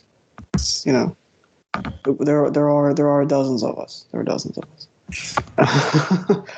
What would be next? Would be E, right? While we're on the subject. Yes. Yeah. Which this album is a fucking masterpiece. So that's. It's one of my favorites of the decade, I would say. Yeah, I mean myself as well. This album is incredible. It's the hype for an Echo album was so strong for years and delivered it every possible way, I would say. Were you guys there when RYM actually posted it and everyone was, before it came out, and everyone was like, "This doesn't exist. This isn't real." And then it came out a day later. That was crazy. I remember everyone was like, "This." No, I remember hearing about it during like right after it came out, like in the initial hype wave. But I'm gonna get all the funny. I wasn't nearly as in tune with. Right. I'm gonna get the one funny comment I have about this album to get out the way now, because this is actually quite a serious album, so we should treat it with severity. But I will say, Double G Crystals, Kiss My Nuts, done. That's it. I'm done. That was the only one. It does sound like he says that. It does a little bit. They kiss his nuts, and that's fine. Anyway, sorry. Yes. So perfectly fine. Yeah. E is it's a masterpiece. Yeah, it's almost as good as Drain Music gets if it wasn't for Glue. Actually, I would say. But this is the long awaited. It's very artsy. It's incredible lyrically. And I mean, you could write like an essay on the fucking Peroxide lyrics, and it's not it's not like he's trying hard at all. It's not something like that. He's just wearing his heart on his sleeve, and that's one of my favorite songs anyone's made in like the last 5 years, like, for sure. Oh yeah, I mean this has multiple Song of the Decade contenders in my opinion, and it snuck in at just the last moment too. So it's really cool that we can get a song like AAA Powerline, which was the lead single, and I've always loved that song. That beat. that beat. That's an incredible way to start the album. That is such a it is remarkable way to start the album. It's an Eve tuner beat, isn't it? Right out the gate. Yeah. Yeah, it is. Yeah, it is a Eve tuner. As however you pronounce his name. Yeah, it's incredible. Well, I was told I nailed the pronunciation last time, so I'm glad. Nah, you did. We've just had a history of not necessarily sticking that particular name on this show, so it's just really impressive that you. So which I tried to go back and listen, and I do believe that I did nail it last year. So I want. Okay. I'm revising that. But yeah, AAA Powerline is crazy. It's definitely one of the best album openers of all time, in my opinion. It's incredibly powerful despite its repetition. It reminds me almost of like, I don't know. I got like vague Future Garage vibes from the beat at first, but then it's way too slow to be something like that. It's just so like it's very pensive. Yeah, definitely. It reminds me of, and I might be completely off base here, the first track on Portishead's Third. No, that's what's the song called? I can see that. Yeah, or something like or just trip hop in general, because I'm sure he's inspired by stuff like Portishead and Massive Attack. I would be very surprised if he wasn't. Again, he loves the UK, spends a lot of time here, so definitely inspired by stuff like that. But then the rest of the album sounds nothing like AAA Powerline. Like even his vocals on that song are different to what he does on the rest of the album, and it almost just gets more ambitious until it arrives at this massive like crescendo with Blue Eyes and that. Mental, honestly, perfectly structured album. I really wouldn't change anything about this, really. Yeah, I mean, it's nonstop. Like the great songs are nonstop after another. I mean, I think like the first three songs are maybe my three favorites, but then not. Like Security and Security is right there too. Security makes you feel real. You can tell he was really he was really going through something there. It's a very cathartic song. Yeah. Yes, that's exactly the word. Yeah. And I remember seeing a review on Twitter where someone was like, one of those stupid hip hop accounts, and they were like, oh, stupid lyrics, 3 out of 10, and everyone was like, imagine writing a magnum opus like this with such hard sleeve lyrics about body dysmorphia and gender identity, and someone's like, yeah, stupid lyrics don't make sense. Yeah, stupid. That's the internet for you. Yeah. So stupid. It was like hip hop by the numbers. It was like, body dysmorphia lyrics 25%, paranoia lyrics 25%. It was shut the fuck up. So. My personal rating 6 out of 10. Like, well then why not give it 6, you fucking dumbass? But yeah, honestly.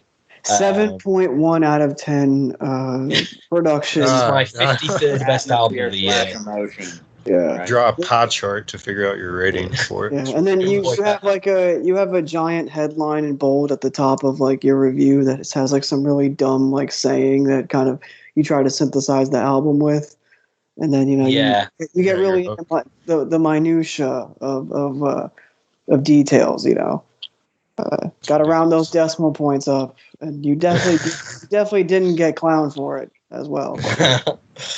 But yeah, it's crazy how I mean, some people when this came out, even like Drain fans were saying it was trash. I remember, and I just have never seen that. It's grown on me over time, but I've never ever heard this and been like, wow, well this isn't the Echo album I wanted. Like maybe it isn't the one I wanted, but it's definitely the one he needed to make. I feel like Drain Gang fans are really bad about judging something like really quickly, then after a while they realize how good it really is, because whenever Blade started becoming more positive and changed his music lyrics and themes, like so many people just like they were just stuck in that negative mindset that he was, and they just couldn't get with the positivity. And I think that's just whenever this album came out, it was just such a different style, people weren't used to it. I mean, because if you do based do what? Huh? She said, so they're a fan base. Yeah, exactly. Yeah. Long story short. But But you know, comparing this to his old stuff, yeah, it's very different. But like, you know, he was always gonna change as an artist, and I have nothing. I really have almost got nothing more to say because it's such like it just speaks for itself. I think it's just a superb album, it really is. Do you guys have a favorite song or like a couple of favorites? I mean, aside from AAA Powerline, Fruit Bleed Juice really hit me really hard on the first listen. Like the way it comes into that from the little interlude, I thought that was just gorgeous. Yeah. And that was probably the most emotional hit until Security, which obviously comes from a very cathartic place. But I thought on a purely just like in terms of hooks and everything level, aside from AAA Powerline, which again sounds nothing like the rest of the album, Fruit Bleed Juice was the one that connected most with me. Yeah, definitely. Well, they're both the Schumer songs, so that's interesting. They're both the same, so definitely some great work was done there. I really like Time. I wish it was a little longer, but Time is brilliant. That's definitely one of my favorite songs. I kind of see this as more of a follow-up to Tiger than the actual Thaiboy album was, because he was kind of expanding on his palette, whereas this feels a little bit more like a singular vision, like the way Tiger was. In a sense, because I mean it's executive produced by God. Not every beat is by God, because there is White Armor beats here. I don't know if there's any Sherman. Don't think there's any Sherman. No, there's no Sherman.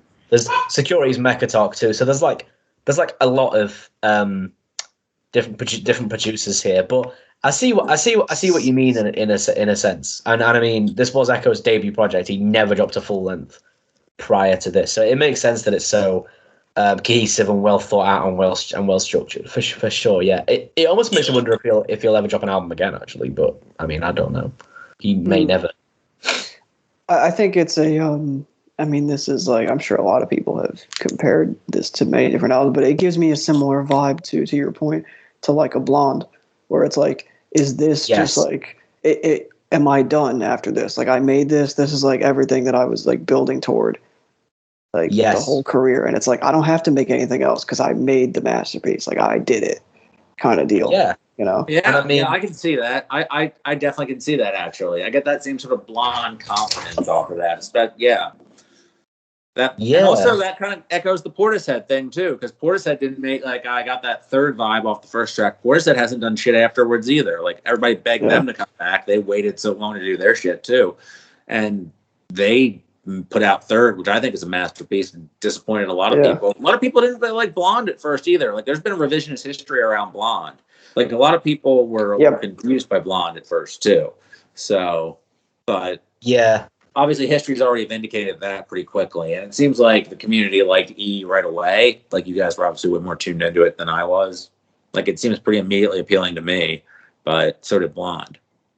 Yeah, some people thought E was dog shit. I saw a lot of very negative reactions, but then I also saw a lot of people saying that, you know, as we've been saying, this is the album he should have made. I definitely agree with the Blonde comparisons though, because Blonde is similarly soul. They both put their everythings into their respective albums. Like there's really, like you say, like there's like what else can we get from Echo now? Like he said his piece. He's really genuinely touched on almost everything you could possibly want from him. Like considering what we know about him and his lifestyle and the things he does and is influenced by. Like this really is everything. This is the quintessential album from him. So I'd be fine with never getting an Echo if he just drops like little experimental EPs like the Pixie thing he did this year. From now on, that's cool with me. But this will stand the test of time, I think.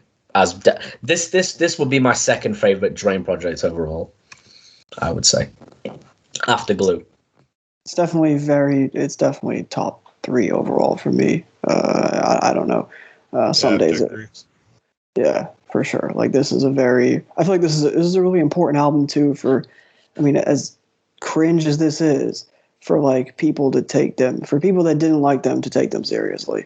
Not that those people need to necessarily be acknowledged in that way, but I just mean that like these dudes were always brilliant.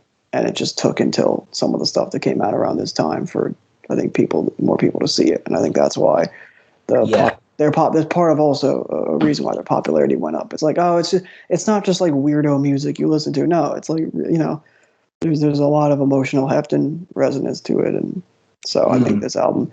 I mean, like I said, Peroxide could be like 20 minutes long, and I wouldn't care. Like that beat, the way the chorus. I mean, it's so beautiful and it's so gut wrenching, and it's just like Security we talked about as well. That's definitely up there. Nobody mentioned Sugar and Diesel, but Sugar Diesel is one of the underrated ones for sure. That's another one that I love. I mean. Oh, actually, I do have one complaint about this album. They took out the Love Note sample on Don't Ask. That was perfect from the single. I loved that version. You guys heard that version, right? No. Oh wow. No. Okay. Yeah. Maybe once, but I don't think I've heard it much. So if you look at the single section on OYM, you'll see that he dropped Don't Ask the year prior with AAA Powerline. And it's a completely different mix. It's just a White Armor beat mixed and mastered by White Armor, and I think it was just on SoundCloud. Yeah, and it's got a Blade Love Note sample at the end, and someone actually made a mashup where it goes into Love Note and then Love Note starts. So it's Don't Ask for a Love Note, stupid title, but that's on SoundCloud too. So yeah, just in case you guys, if you guys didn't know that, it's worth a listen. It's different to the album version. But that, aside from that, yeah, it definitely hit every possible nail on the head for me. Ticked every box. I think Blue Eyes is a great closer too, and I don't understand. People complain that one's a bit like not like silly, but people complain that one's not a good closer. But like it's literally about him feeling like out of place with his race and appearance and stuff in Sweden, where everyone's like basically Aryan. And I just think that's such a powerful song. I think I get why it's so short too. So yeah, I think that's a brilliant closer. I don't get why people don't like that song, but I have seen people say that's their least favorite. Yeah, I wouldn't say that at all. But I mean, I think every song on here is pretty high quality. So yeah. I don't know if I could. I guess my least favorite would be like Bliss Fields because it's so. I don't think that counts. It's not really. That doesn't count. That doesn't count. Right. So so I don't really have a just 12. It's just 11 brilliant songs, I guess, and half an hour long too. You know, perfect length. Very, very economical. That's another album that seems like it's a lot longer than what it is. Yeah. Yeah, like the only really song that expands is AAA Powerline. Everything else, well, I guess Peroxide as well. The first two songs are like normal, quote unquote, normal song length. Everything else is more like their snippet-esque song length, but they still manage to fit an entire song or more's worth of like, you know, changes, layers, emotions into things. That's what makes them so effective. Absolutely. And then, you know, you just have to, the amount of times that I've been just walking around and have just throughout the last 2 years just been like crush. Like, oh man, you know, it's just it's really always burned into my brain. Yeah. That's another great video for That is a great video.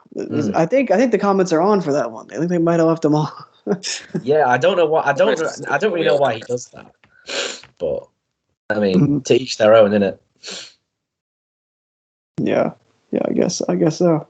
So where's next after E? Unless anybody else has anything on E. No. It would be Exeter, wouldn't it? It would be Exeter, yeah. Which is kind of a interesting comparison point. Oh man, I love it. So good. I love this mixtape. This blew me away, dude. This was really. And speaking of being expansive, this is the shortest of their projects, right? This is under 20 minutes. Yeah. And this creates a whole world. Like, that's the whole concept of it, creating a fantasy world. And it does that so well. Like, this, I have nothing but good things to say about this. This blew me the fuck away. Just the way the beats are just, like, off, but blissful, but in a way that's just slightly off that feels like, it's like fractured psychedelic. That's a really, I was about to say it's very psychedelic. That's exactly what I was about to say. It feels very weightless. Yeah, it does. Yeah. Did you say this is? What did you say this was? I said it's his Joker moment. His Joker. He's finally lost it. There's a real carnival feeling to the beats, especially like, merry-go-round, obviously. Yeah. Just like you have these keyboards that feel like they're being played through like muffled, fractured, just like deliberately just broken apart before you can hear them. Just shattered soundscapes. So it's stuff that's like happy, like he's putting himself in a fantasy land, but it's distorted. Something's off deliberately. And that's why it sounds so cool. Like it's just, and the way I've never enjoyed his vocals more than I have on this album. Like I think this is his best performance vocally for sure. I don't think anything compares to this. I mean, he does like weird hypnotic hooks. He does like, I mean, what is DNA Rain? Like that is again a totally unique song. That's an incredible song. That's one of my favorite songs on here. Like I can't remember what the lyrics are exactly, so I can feel you or whatever, but like it's just like it just gives me images of like some really bizarre, like weird future, like half in technologies took over, and man, so strange. Like almost a Blade Runner feel. Actually, would be the best description. It's very, very weird. I love the beats on this. Good did a fantastic job. Really, really, really fantastic job. I could go on about this for ages. So I'm gonna let other people talk, but this really is. This to me is his best project since Glue. I said that when it came out. Well, not immediately when it came out, but I said this not long after it came out. And my friend who loves Blade and loves Drain Gang does not agree this is one of his best projects, but I definitely think this is one of his most replayable and lyrically one of his best too, actually, despite how simple it is. So yeah, right. I'm gonna let other people talk now.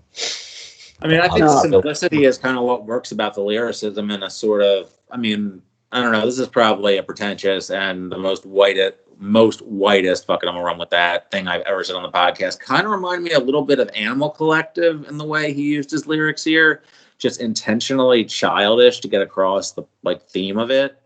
I don't really listen. I've never knowingly listened to Animal Collective, so I don't really just get it. But broad, like coloring book, like illustrations of childlike imagery, I guess. Right. Okay. Yeah, like the Wonderland and living in an imaginary world and yeah. Right, okay. I mean, it's presented differently than Animal Collective would do it, but I mean, there we're coming from it from more of a, like, I would say naive perspective, whereas I think, or at least trying to be naive perspective, whereas the whole thing about Blade is I think he can't be naive. He's willfully trying to go back to forget things. So that's part of what makes this, it's like childlike but sinister in a little bit. That's why it sounds a little off. That's kind of what gives it its edge. Yeah, I agree. It's kind of like his like musical version of him creating like his Utopia, but like you said, there's just something off about it. Like it, I don't know how to describe it. It's a very positive and the lyrics are very sweet and innocent, but you can tell it's coming from a place of insecurity or something like that. Yeah. I mean, this was supposed to be part of the positive Drain arc. I don't know if this is that positive. I think, like you guys are saying, I think it's kind of like almost like a denial. A denial of like, yeah, I'm happy with all this. I don't know. It's definitely an extension of the Icedancer stuff, lyrically, as opposed to anything else. But after this, he just becomes like, he basically, as I've said last time, he becomes a Christian rapper after this album. So it's literally he literally does. Like he's literally a Christian rapper now, and I think that's really funny to say one of my favorite artists is a Christian rapper. But on this album, like there is some really Christian rapper. Sorry, did you say Christian rapper? I'm sorry, I didn't hear what you said. Yeah, Christian. Yeah. Okay. Like the Insane Clown Posse. Well, we'll get to 333 in a bit, won't we? So I can go on about that then. But there's some really creepy stuff. Any Christian, but I thought it was just him being spiritual. But I could be. Oh no, I mean he wears like crosses and stuff though, doesn't he? In his vids. Yeah, I didn't know that he was explicitly Christian though. I mean, I'm sort of joking, but like what I mean is like he's okay, like yeah, I got what you're saying. I know what you're saying. Like in the God vid and stuff, where he's like he's like Jesus in like the white void and stuff. But my point being, he really changed his tact from this point forward. But on this project, and Exeter is a place that is a place in England, right? It has to be. I'm sure it is. Yeah, it is. It's a city in England. So I don't know what relevance that has to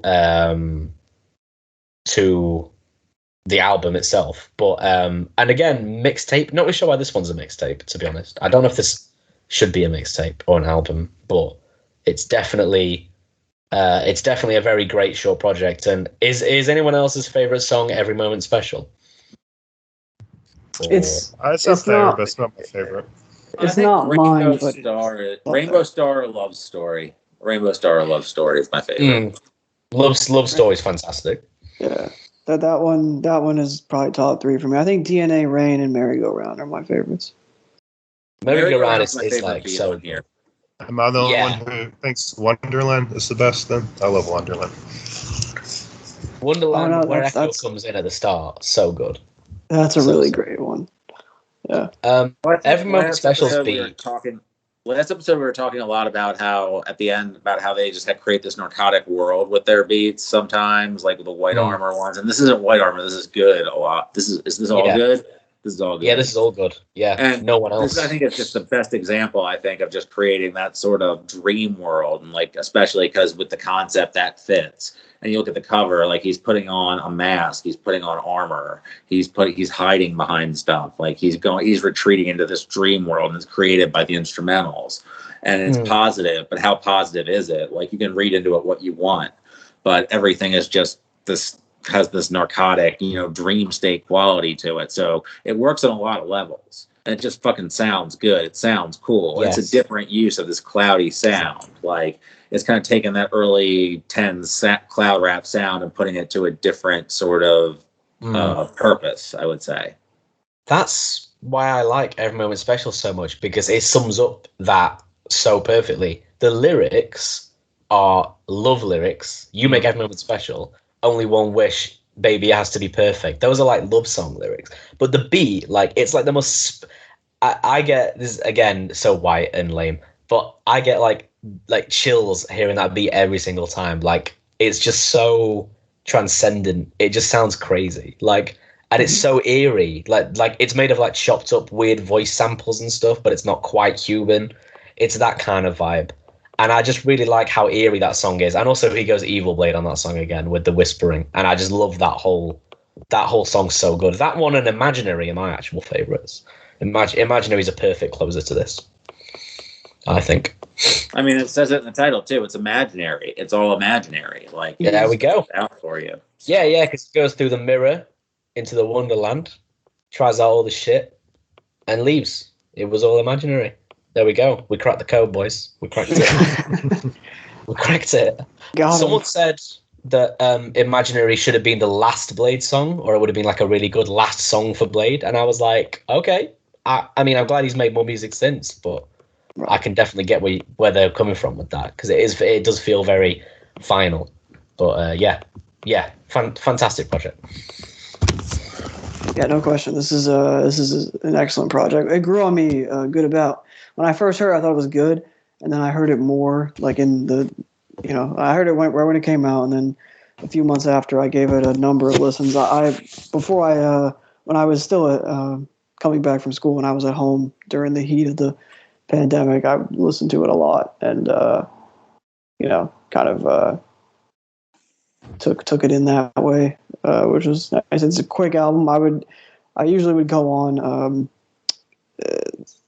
When I was at my parents' old house was in like a suburban neighborhood, so I'd go on walks around like the neighborhood and stuff. And I remember putting that album on a lot, and it was a good concise listen for that setting. So yeah, I feel like it's definitely one of his ones you have to listen to multiple times, because at first, like you said, I just thought it was good, but the more I listen to it, it's definitely becoming one of my favorites by him. Yeah, for sure. It's definitely a grower. Like, this is one of his biggest growers for me.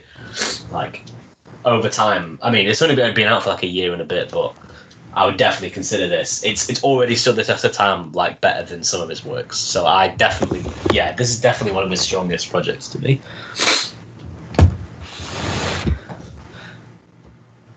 Yeah, all right, it's move on to triple three from there, I guess. Yeah.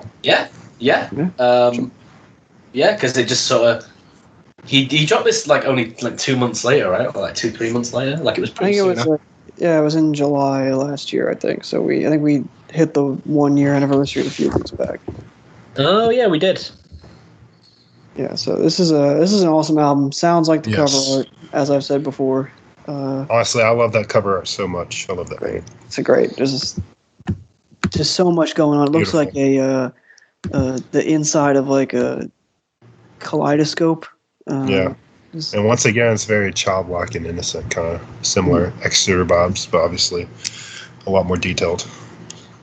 Right.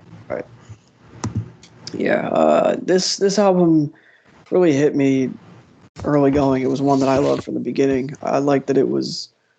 I really like the songwriting on it. I like how his, kind of like on Exeter, his voice kind of has this like androgynous sort of quality to it, which is cool.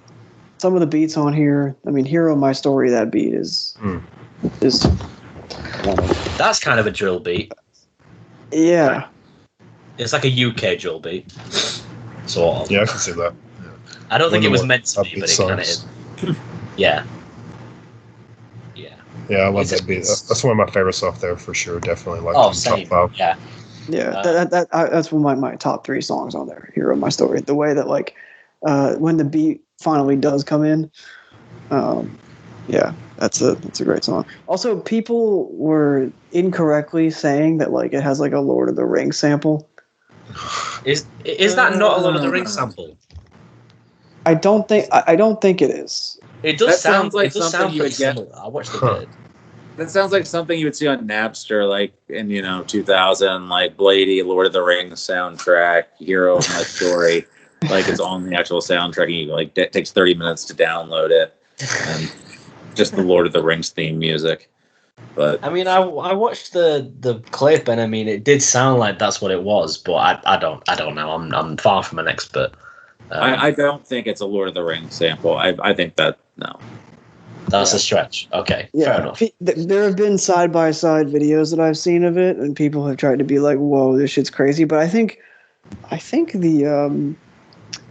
the producer or somebody came out and said that it's not a Lord of the Rings sample. But I'm not. I don't see that. Don't check me on that.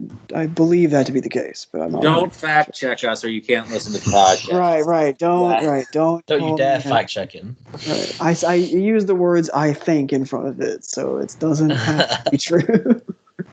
We're legally exempt from this. This is if I know a couple people that say this is one of their favorite projects from any Dream member, and I can see why, because it's. I can understand that. It's really consistent. It's not one of my favorites. I'm liking it more the more I listen to it.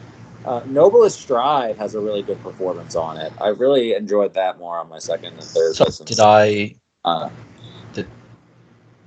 also think it ends really strong. I think the last 3 songs play together really well. Swan Lake. I think that it definitely predicts, like, again, it's like a bigger, poppier direction for him. But again, you also have like, really driven, like sort of skill rap performances like you get on like Noblest Stride, where he's still flowing really hard. So you get stuff like that, but you also get like pop song construction. Like this is still like a bigger, more mainstream sort of thing than something like the last few albums we've covered. Like definitely more than Exeter, I would say, which is definitely more of a niche project. But it's way more diverse than Exeter. There's because this is all White Armor, except for co-production, but it's more diverse than any of his other White Armor albums, I think. Like ever since, it's not sticking to like one sound really.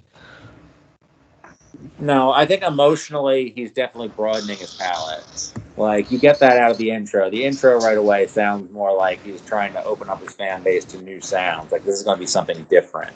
Like you can hit the acoustic right away. So Yeah, I think that this was the album where he really like.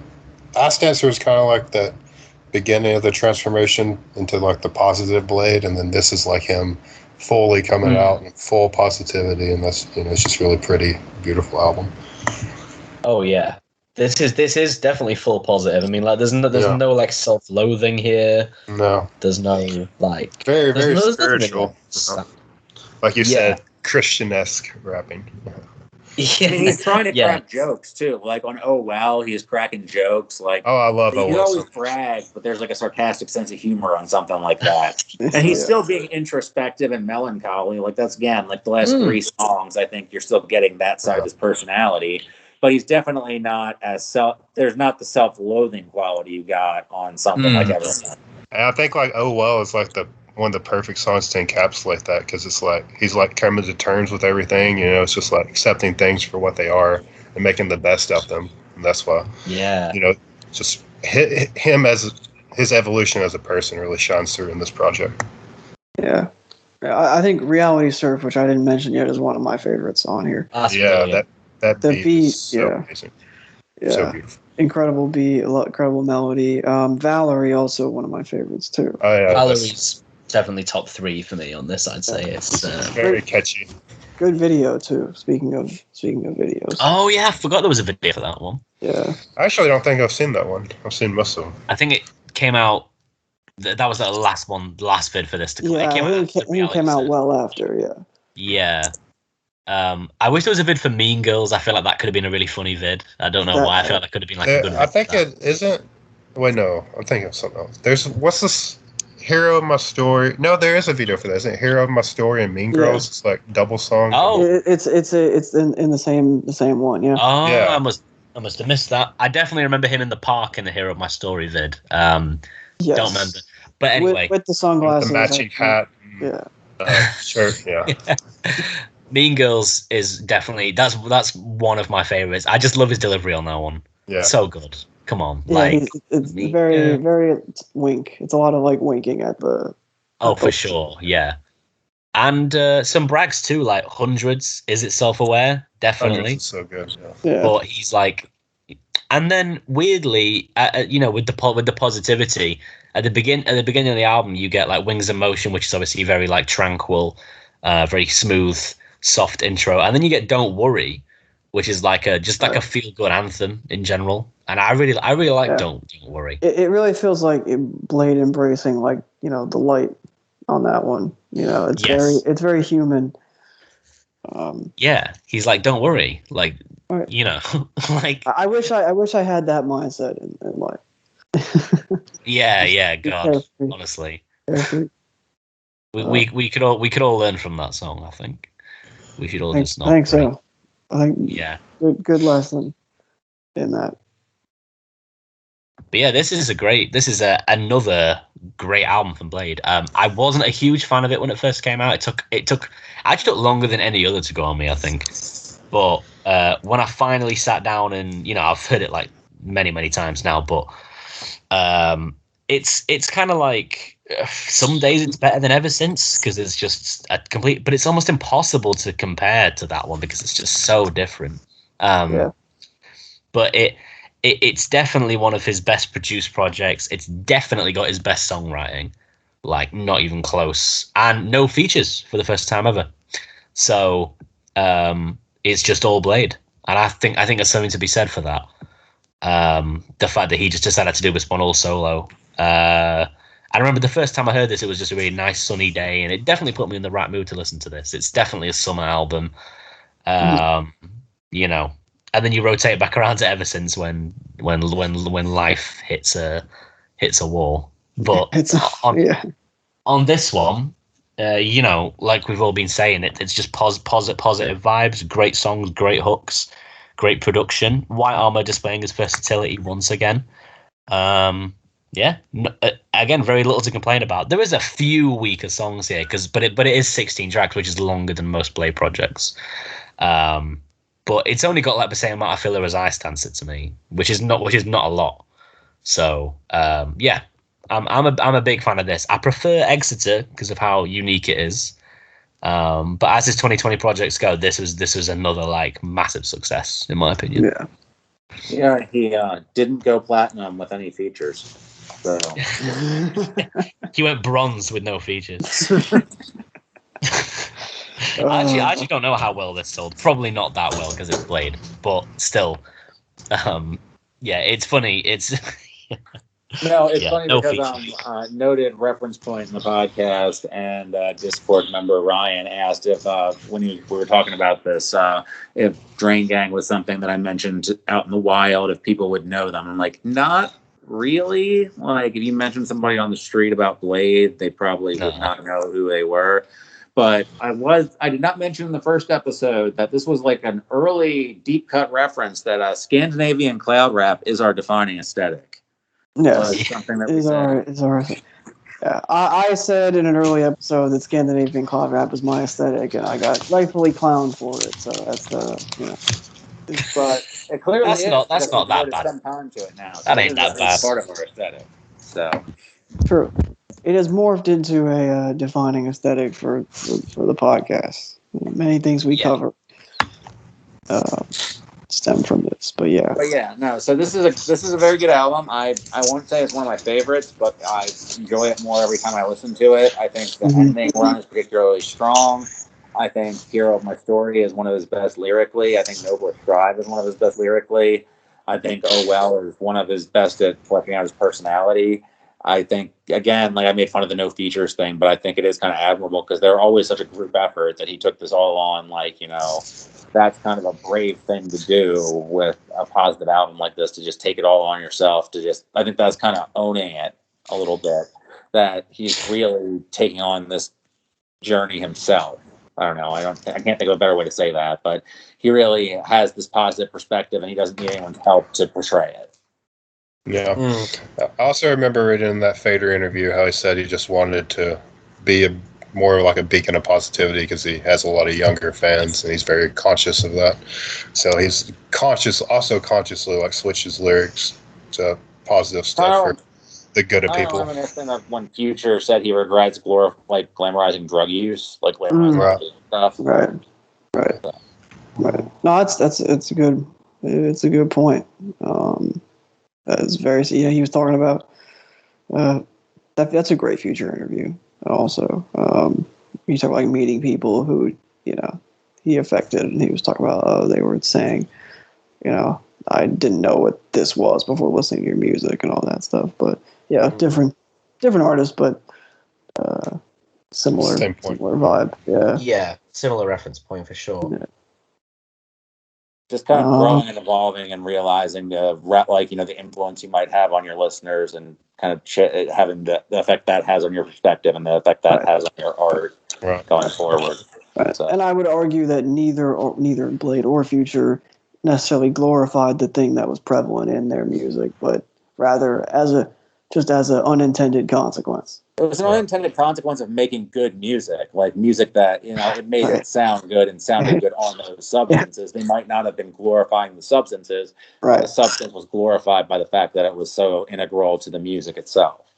If they sucked, nobody would care about that. Like, there's a million shitty, chopped and screwed artists out there that no one gives a fuck about. Like, that dude that was doing those, DJ Steve with his chopped and screwed versions of Nickelback, isn't convincing anybody to start taking up a lean habit. Chopped and screwed. I don't know, man. Like, I'd bump the shit out of some chopped and screwed Nickelback.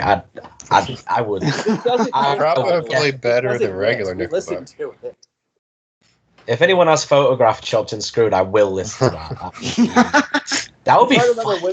I'm pretty sure it was How You Remind Me, but I think there were probably more than that, though, because he did the whole new metal canon. There was System of a Down, there was Deftones, there was Korn. If you look up DJ Steve's RYM, DJ Steve has... Okay, so well, at least, so he's chopped and screwed good music then, at least.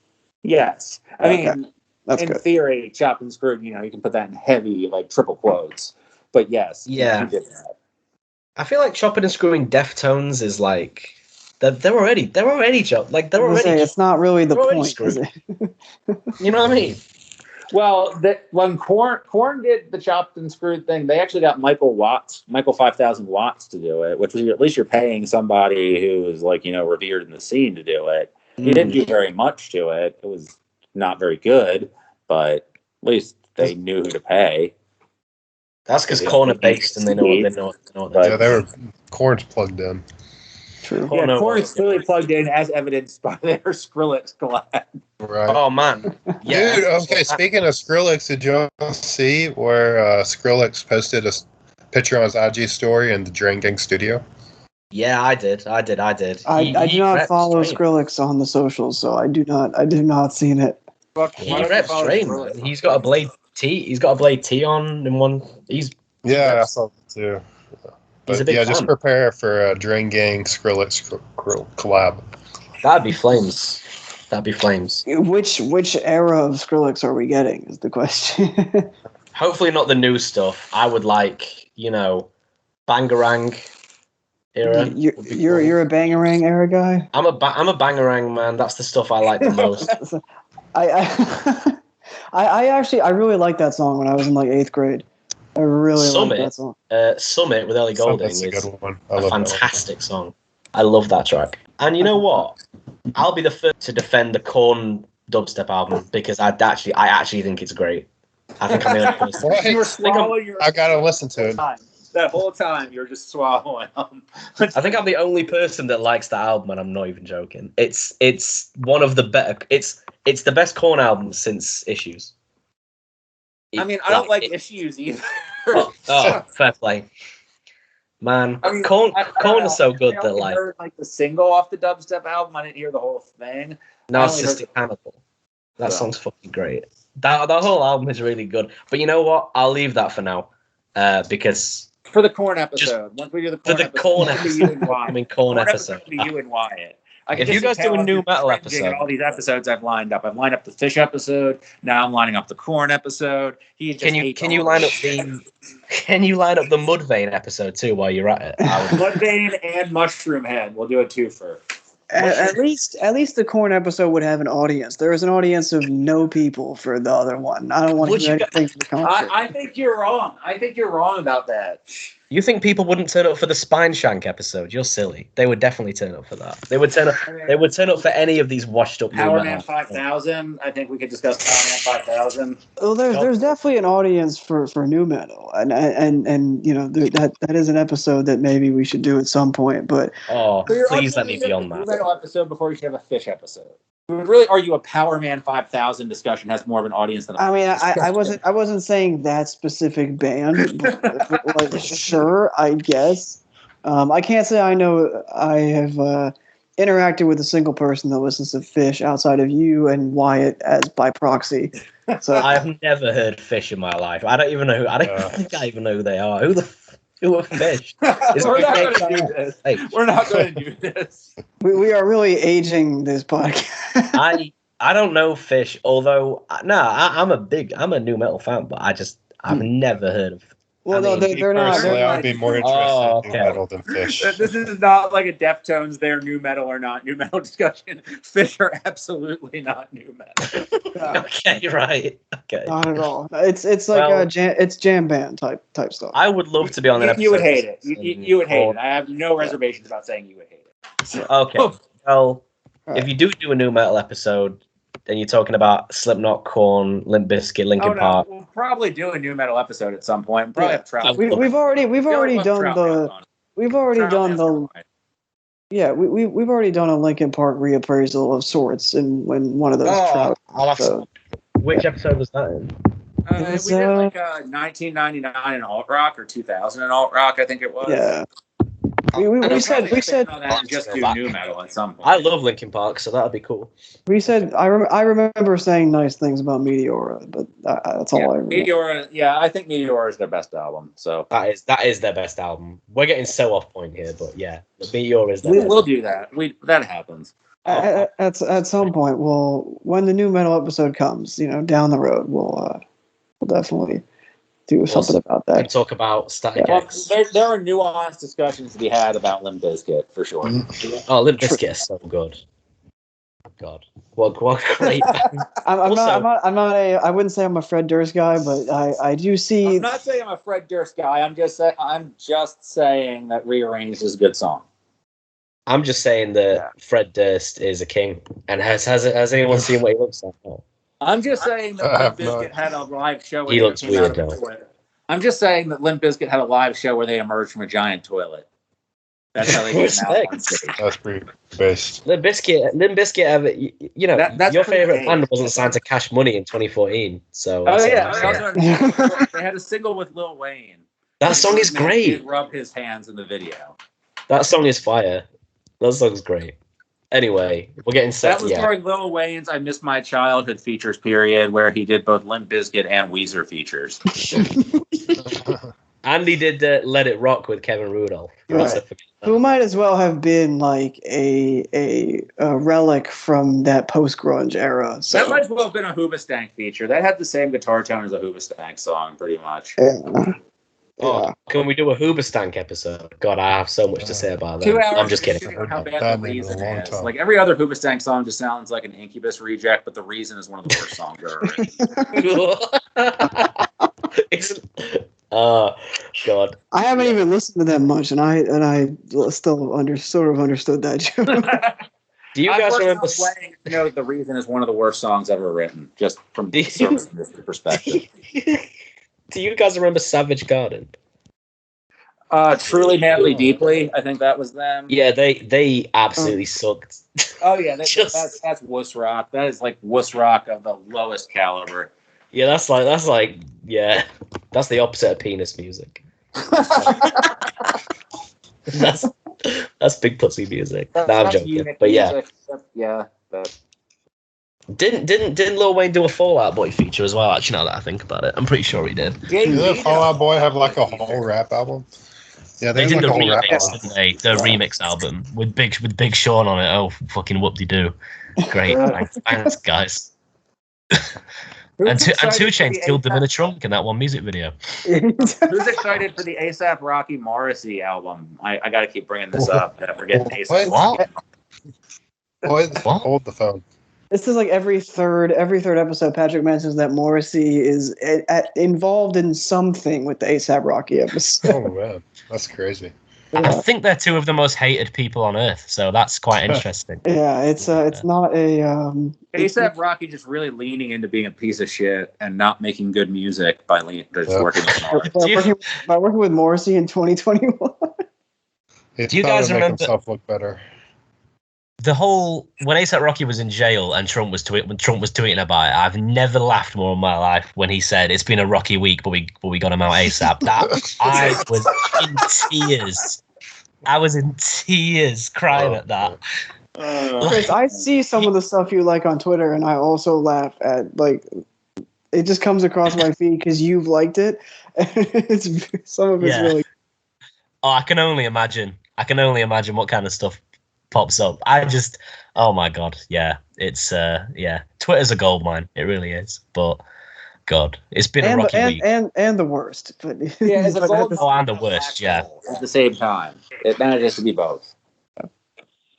So I guess we want to go to the A$AP Morrissey album. Morrissey with the $sign in the name. Morrissey who got so offended by the Simpsons that he wanted to sue them. Morrissey with $2 2021. What would it be about? Like being vegan, being racist? Like he's racist. Really try to get that Venn diagram of fascist vegans. I mean, there was one really famous one, but other than that guy. Wait, who? Hitler. Oh yeah. He wasn't actually vegan though, was he? I thought that was all. He was just a vegetarian. Yeah, he was actually just. I mean, he probably wasn't even that. He probably lied about that shit. But I think that was just propaganda. Maybe I don't know. So. They tended to try and protect Hitler's image for some weird reason. Fuck West Side Gun for continuing to name his shit after Hitler. Yes. I respect the ignorance, but I also think it's kind of tired. Like, come on, man. Like, it's different when you've made a bunch of mixtapes and like not that many people know who you are. And now you're in installment number whatever the fuck. It's not even like, but it's not even like the Hitler wears Hermes stuff anymore. Now it's just like, didn't he just? Hitler is dead. Yeah, it was something about Hitler. It was just called. No, it's like Sincerely Adolf. Like he's like doing a studio album. He's on a first name basis. First name basis. Is the first track on the West Side album gonna be like, hey yo, I was kicking it with you're doing he's dropping like it's gonna be his daughter set. It's gonna be Keisha Plum, but right from the perspective of Hitler. Oh god. No, he's Keisha Plum does a Hitler that defense. thing he did for Donda's name on the live stream, but it's going to be Adolf's name instead. Like Adolf. So this is for Adolf. This album is dedicated to Adolf. Hey yo, I stole the Hermes from Adolf. Yeah, I just hope it's not tied to anti-Semitism. I'm sure that couldn't be the case. It's him in like a giant like off-white coat, but there's like Hitler's face on the back of the coat or something, and it just says like in giant air quotes like Hitler, like on the back of the. Oh, so that would be like a Virgil coat. That would be a Virgil. Yeah, it'd be a Virgil, little Virgil collab. Virgil was feeling edgy this morning, design. So it just writes Nazi on the back of an all-white something. He told Virgil. It's like a $2,300 coat. Tell Virgil write racist on my album. Told Virgil write Mein Kampf on my brick.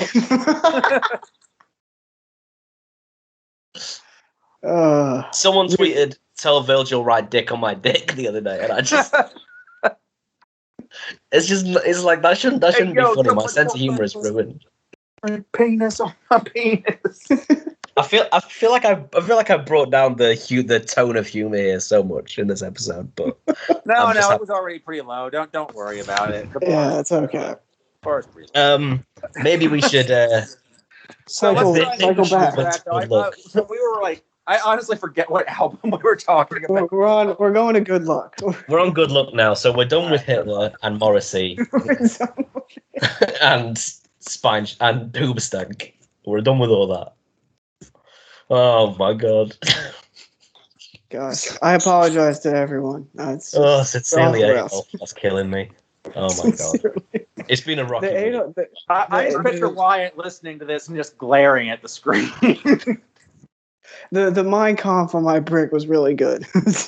Yeah, he's just got it on his brick. He's like, this is good. This is what I need. I'm gonna read this. Do you think he's read it? I feel like just one more thing. I feel like Wes, like, has he read? I feel like he's probably read it. You know how Rick Ross on some of his verses is like educated, like we're reading books, like he does. He says that on a verse. He says that he's talking about reading like Art of War or whatever. Like he's talked about reading books, like I'm educated. I read books. He's definitely not read the Art of War. There's no way. That reminds me of the Boondocks bit where Huey and Riley go to Thugnificent's party, and then Thugnificent congratulates Huey on reading. He's like, for reading. Just congratulate reading. It's in the little man. It's the Denzel Curry song. Educated, reading books. I'm talking Art of War. Oh, yeah. The song with Denzel. Yeah, that was a Denzel. Yeah. He also started one of his songs with I think he just said R. Kelly registered pedophiles, and then just continued the song like he hadn't said anything. I don't know why he said that at the start of that song. I didn't know what song that was. Rick Ross is a weird guy. I don't think Mr. She Ain't Even Know It should be talking about R. Kelly. Doesn't he have that song where he says he finger fucked someone in a pool and then told his daughter about it? I'm 90% sure he said that. I'm 90% sure. He has the one. Masturbates and thinks of money. He has the one where he's like, I put my dick in her and told her my net worth or something like that.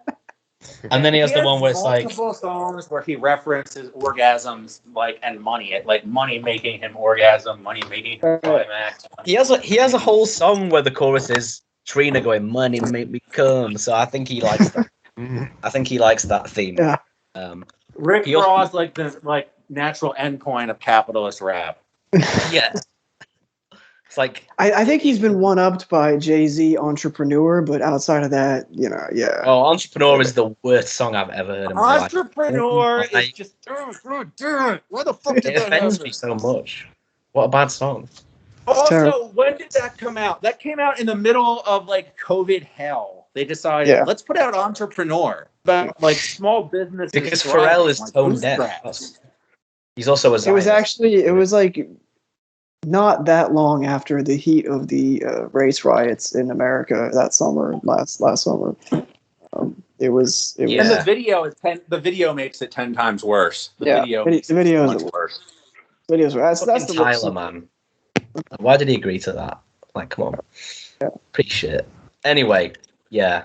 On to something more positive. So Rick Ross, yeah. Very positive. No, I'm joking. This is extremely positive. So yeah. Good luck. Extremely positive album. Too positive, one might say, actually, because it's is this a one-dimensional album? Would you guys say? It hits a lot of the same beats. I wouldn't say it's one-dimensional sonically, but emotionally, yes. Right. Okay. Yeah. I kind of think so. It's not my favorite. This. Yeah. I don't think it's not my favorite, but I feel like I see more in it than a lot of people do. Mm-hmm. Yeah. It's. I mean, I like Sun, God, and Drama. Those are all very good songs. I even like Rainbow and Into One a bit, but it just feels like it does feel a bit incomplete. This album, I've always thought, like not incomplete in like, I don't know how to explain this, but it's like, despite the fact that Exeter is shorter than this, it does so much more with its like time. And I remember when Drama dropped, I was really excited because me and my friend were talking about wanting a Mecha Top Blade album for years. Mm-hmm. And all I want is, as we said earlier, a superb song. I don't think any of these songs are as good as All I Want, just my personal opinion. But despite the fact that he does put a lot of effort into these songs, like, I'm not saying these are lazy songs because they're really not. They're immaculately produced. They're, if anything, overproduced. It's so bombastic, and like Into One especially just is so loud and. What is with the mixing on Into One? Into One is mixed twice as loud as the rest of the fucking album. It is really loud, that song. It's like it gives me a headache actually every time it comes on. Not that that's, and Rainbow isn't loud, but it's quite piercing as well. Like those songs, I get what they're going for. They're going for like like the Euro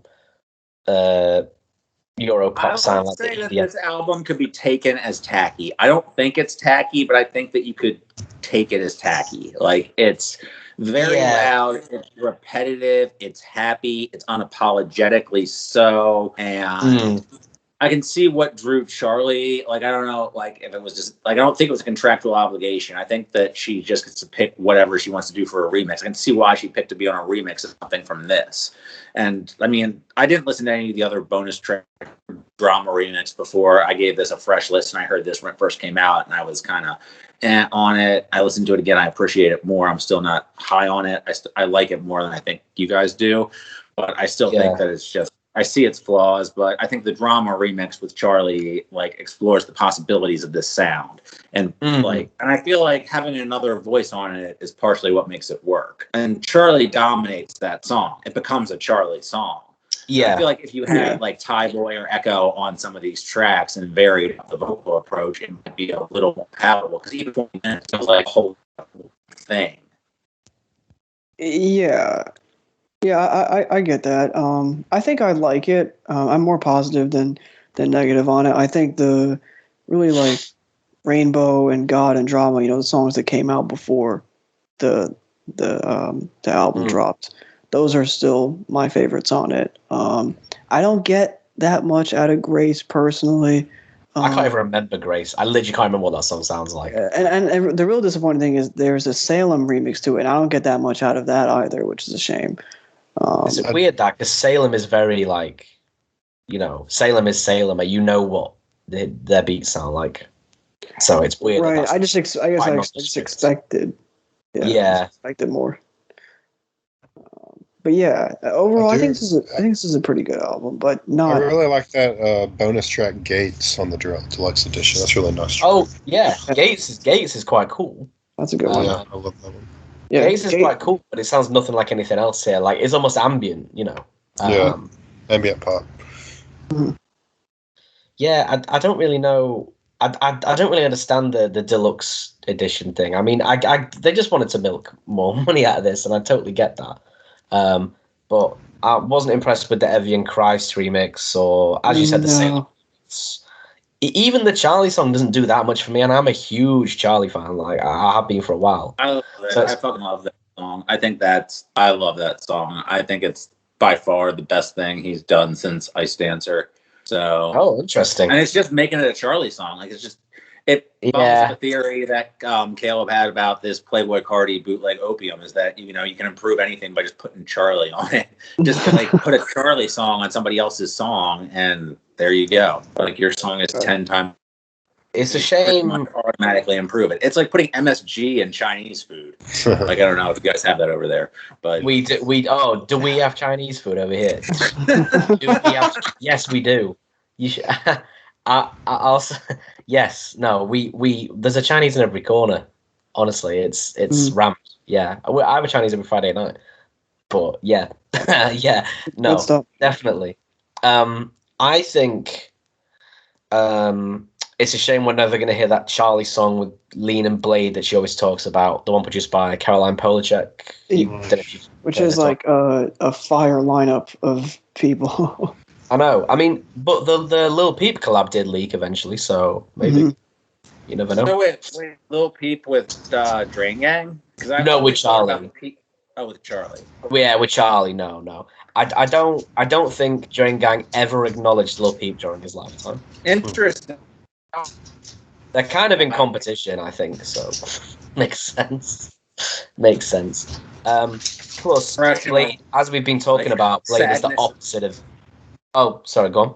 No, I was going to say it's kind of just like they're in a depression competition, which is, I'm not trying to disparage the dead, but it's just funny that they wouldn't acknowledge each other, even though I saw such definite similarities. I can't imagine that they weren't hearing each other while he was alive. I guess it's interesting because the Peep song was for Pop 2 originally, but when he died, she opted not to put it on there. So what's that song? I want to find that song. What's that song?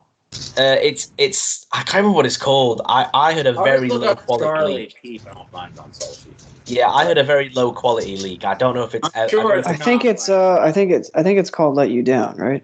Yeah, it is "Let You Down." That's the one. Let You Down, guys. And she had said in 2017, like on social. Versions of XCX World. Apparently, there's been more XCX World. I'm sure. No, don't get me started on XCX World. Oh my god. Fuck. Go. I'm going to download it anyway. Wait, have you guys done a Charlie episode? We've talked about her in 5 episodes. We haven't done an actual explicit episode. Okay, well, that's another one I'd love to be involved in. Yeah, for sure. That's going to happen. That one. It'll happen. She's the Queen of England, in case you guys didn't know. So yeah, she's really killing it. But no, the artist I've changed my opinion. Because I really did not like her based upon 2 singles for so long, and then now she's one of my absolute favorites. Which 2 singles were those? Fucking Fancy and Boom Clap. Boom Clap's all right. Boom Clap's. Clap. I like that. I am I found it irritatingly juvenile. Fancy, I wouldn't have hated it if it wasn't so everywhere and Iggy wasn't Iggy. I mean, Charlie's fine on Fancy. It's just hearing it every 5 seconds made it just so irritating. And of course, Iggy's terrible. I thought Boom Clap felt very. Knowing Charlie now, it's more of a Charlie Not knowing Charlie, it was very irritating. Knowing Charlie, it's like a mid-Charlie song. It was for a film soundtrack, to be completely fair, but it was all right. Her best early song is "Nuclear Seasons." That's God, I love that fucking song. True. That song is perfect. That takes you back to the Tumblr Sky Ferreira era. Yes. Fuck happened to Sky Ferreira? Jesus Christ. Her label's just fucking her over. Yeah, it's really sad. But she was in Baby Driver. For whatever reason, yeah. Yeah, for whatever reason, she was in Baby Driver. Why not? Like, why not? Yeah, honestly, at this point. But yeah. Charlie had mentioned in 2017 that her and Peep had a collab. Also, sick of you, Patrick, to plug that Opium bootleg, which I have taken great pride in because it has 11 ratings on the site now. It's got a 4.21. Which I actually listened to like half of that. We're out here. It's really I've been good. It's been really plugging it. Genuinely professional sounding. I love it. It's great. Wait, I thought I was going to be the one to add it, but I heard it before it was added to the site, and I was like, all right, I'll add this at some point. And then I came back like a few weeks later, and somebody had added it, and I was like, nice. I don't have to do whose bootleg is this? Sorry? It's a Playboy Cardi bootleg called Opium. There's a YouTube link. It's got a bunch of. It's like basically a whole lot of. It's like Cardi from all eras. A whole lot of red. It's got like. Okay, hang on. Okay. Like fan-made remixes. Yeah. Oh, it's like so these and stuff, but with like several Charlie ones, like Lil Uzi Vert, and it's really good. It's like people who like watching David Lynch movies and listening to Playboy Cardi. As you can tell by the fact there's a fucking Angela Vanellope feature listed on. Who is that? Who is Anjo? Oh wait, is he an the composer? Yeah, that's the composer for Lynch's. Oh right, okay. That's funny. That's really funny. Who's my Yamane? Where? That's some anime thing. I don't fucking know. Where do you see that? I'm not on it's a Japanese singer. She did the Cowboy Bebop soundtrack. Okay. Yes, she did. Yes, cool. She did. I actually have. Okay, well, this looks interesting. It's a great bootleg. It's one of my favorite bootlegs I've heard. Do you like Dying Feet Bon Iver? Oh, because that samples the Bon Iver song, right? Yeah. That's why you did that. Yeah, I think it's pretty much just Feel Like Dying. Like there's no Bon Iver. He took out academics on Control. We stand. What? He's really what Charlie songs? The Teen X song is actually it's Teen X, but it's merged with Charlie 5 in the Morning. Oh, fire! I love 5 in the Morning. And it sounds perfect on the. It's like Cardi and Future, they're kind of like slowed down a little bit to fit the tempo. And Charlie's doing like it's 5 in the morning, and I'm that's fucking sick. It's actually really. It sounds perfect. The beat match on it, it's like a 1-to-1.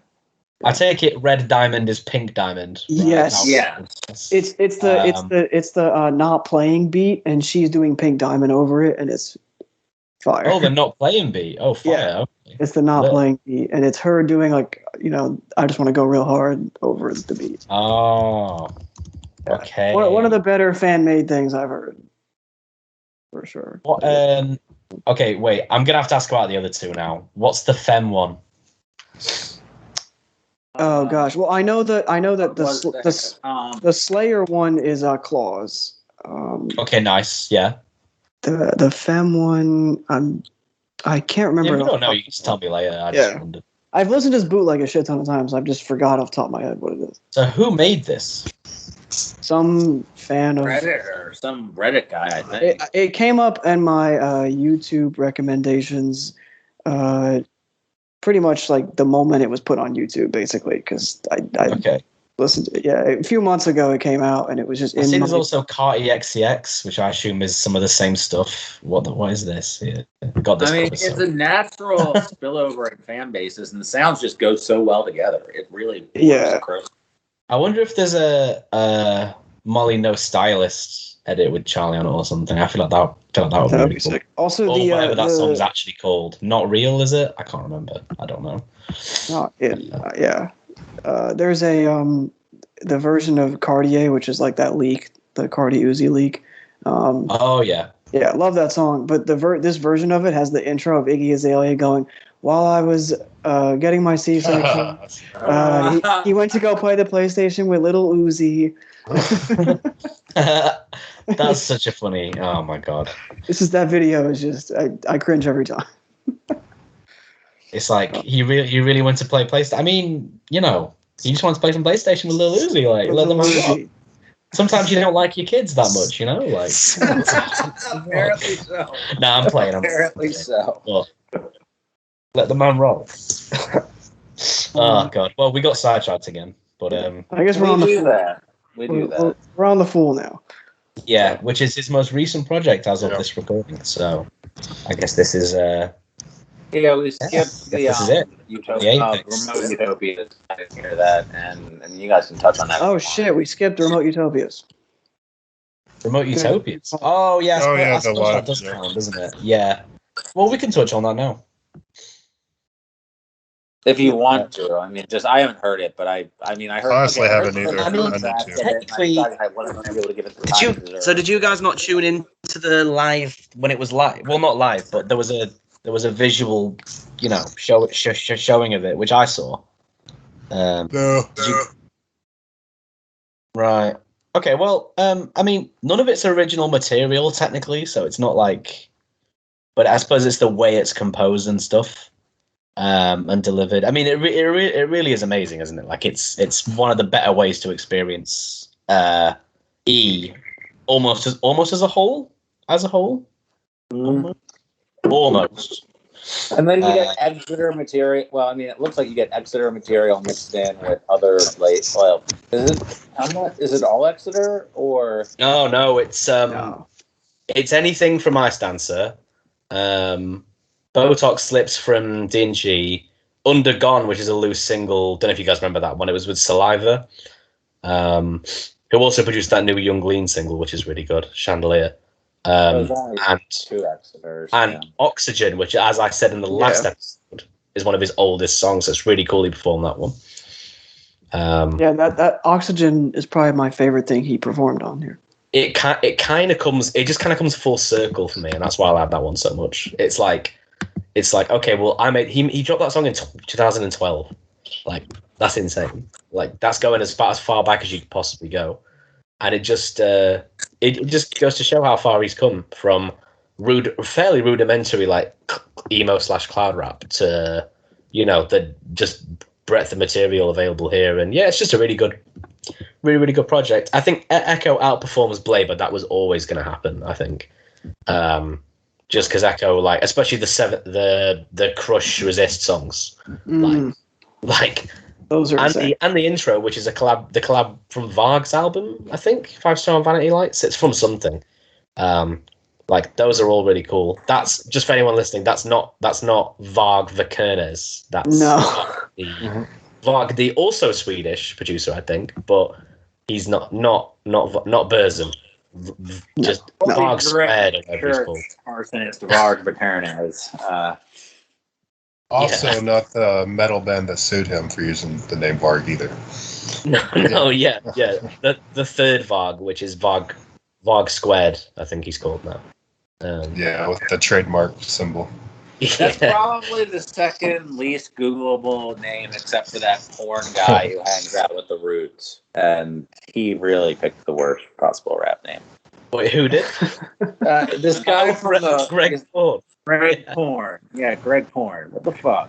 He's pretty good. Well, he's really good. I like his work a lot. I still haven't listened to his solo album, but I like all of his features a lot. But calling yourself Greg Porn just shows you don't give a fuck, and I respect that. It was originally Porn, then it was PORN, and then it's Greg Porn. Like, I don't.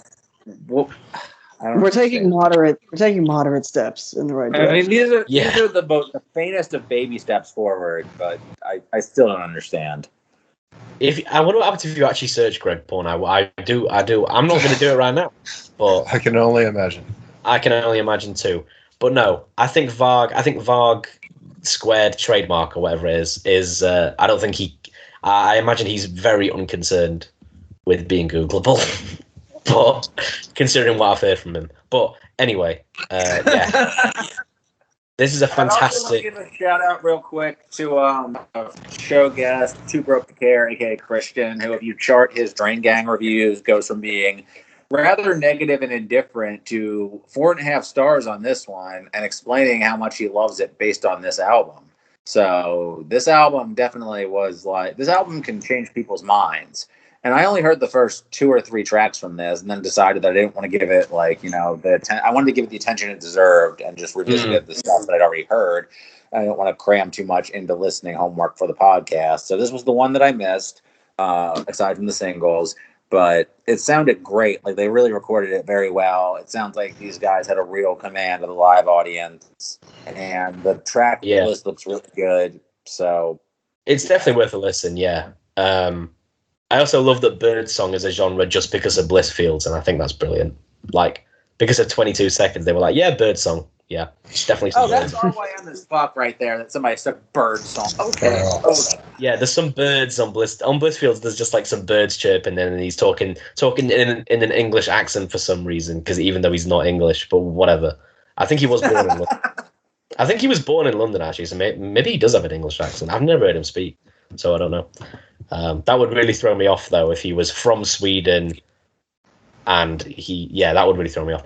Anyway, it's important highly have a bird song secondary on this though. Just like oh yeah, this is ambient pop and bird song. Yeah, it just is. But yeah, it's definitely worth a listen. This for anyone who hasn't, and also try and find the visual too, because the visual is insane. Although maybe epilepsy warning. Yeah. Yeah. I would definitely say so. The visual is actually how I consume this, but it's definitely an episode. Because this isn't on Spotify, is it? Right? This isn't. No, it's on SoundCloud. It should be on streaming. That'd be cool. But I suppose it's a live album, so they probably won't do that. But it would be awesome to have something like this again in the future. But this probably was a one-time deal. I imagine, because it's quite an intense performance, you know. Like Echo really gives it his all, especially. So, this is awesome. Yeah. Also, Remote Utopias is a great title for it.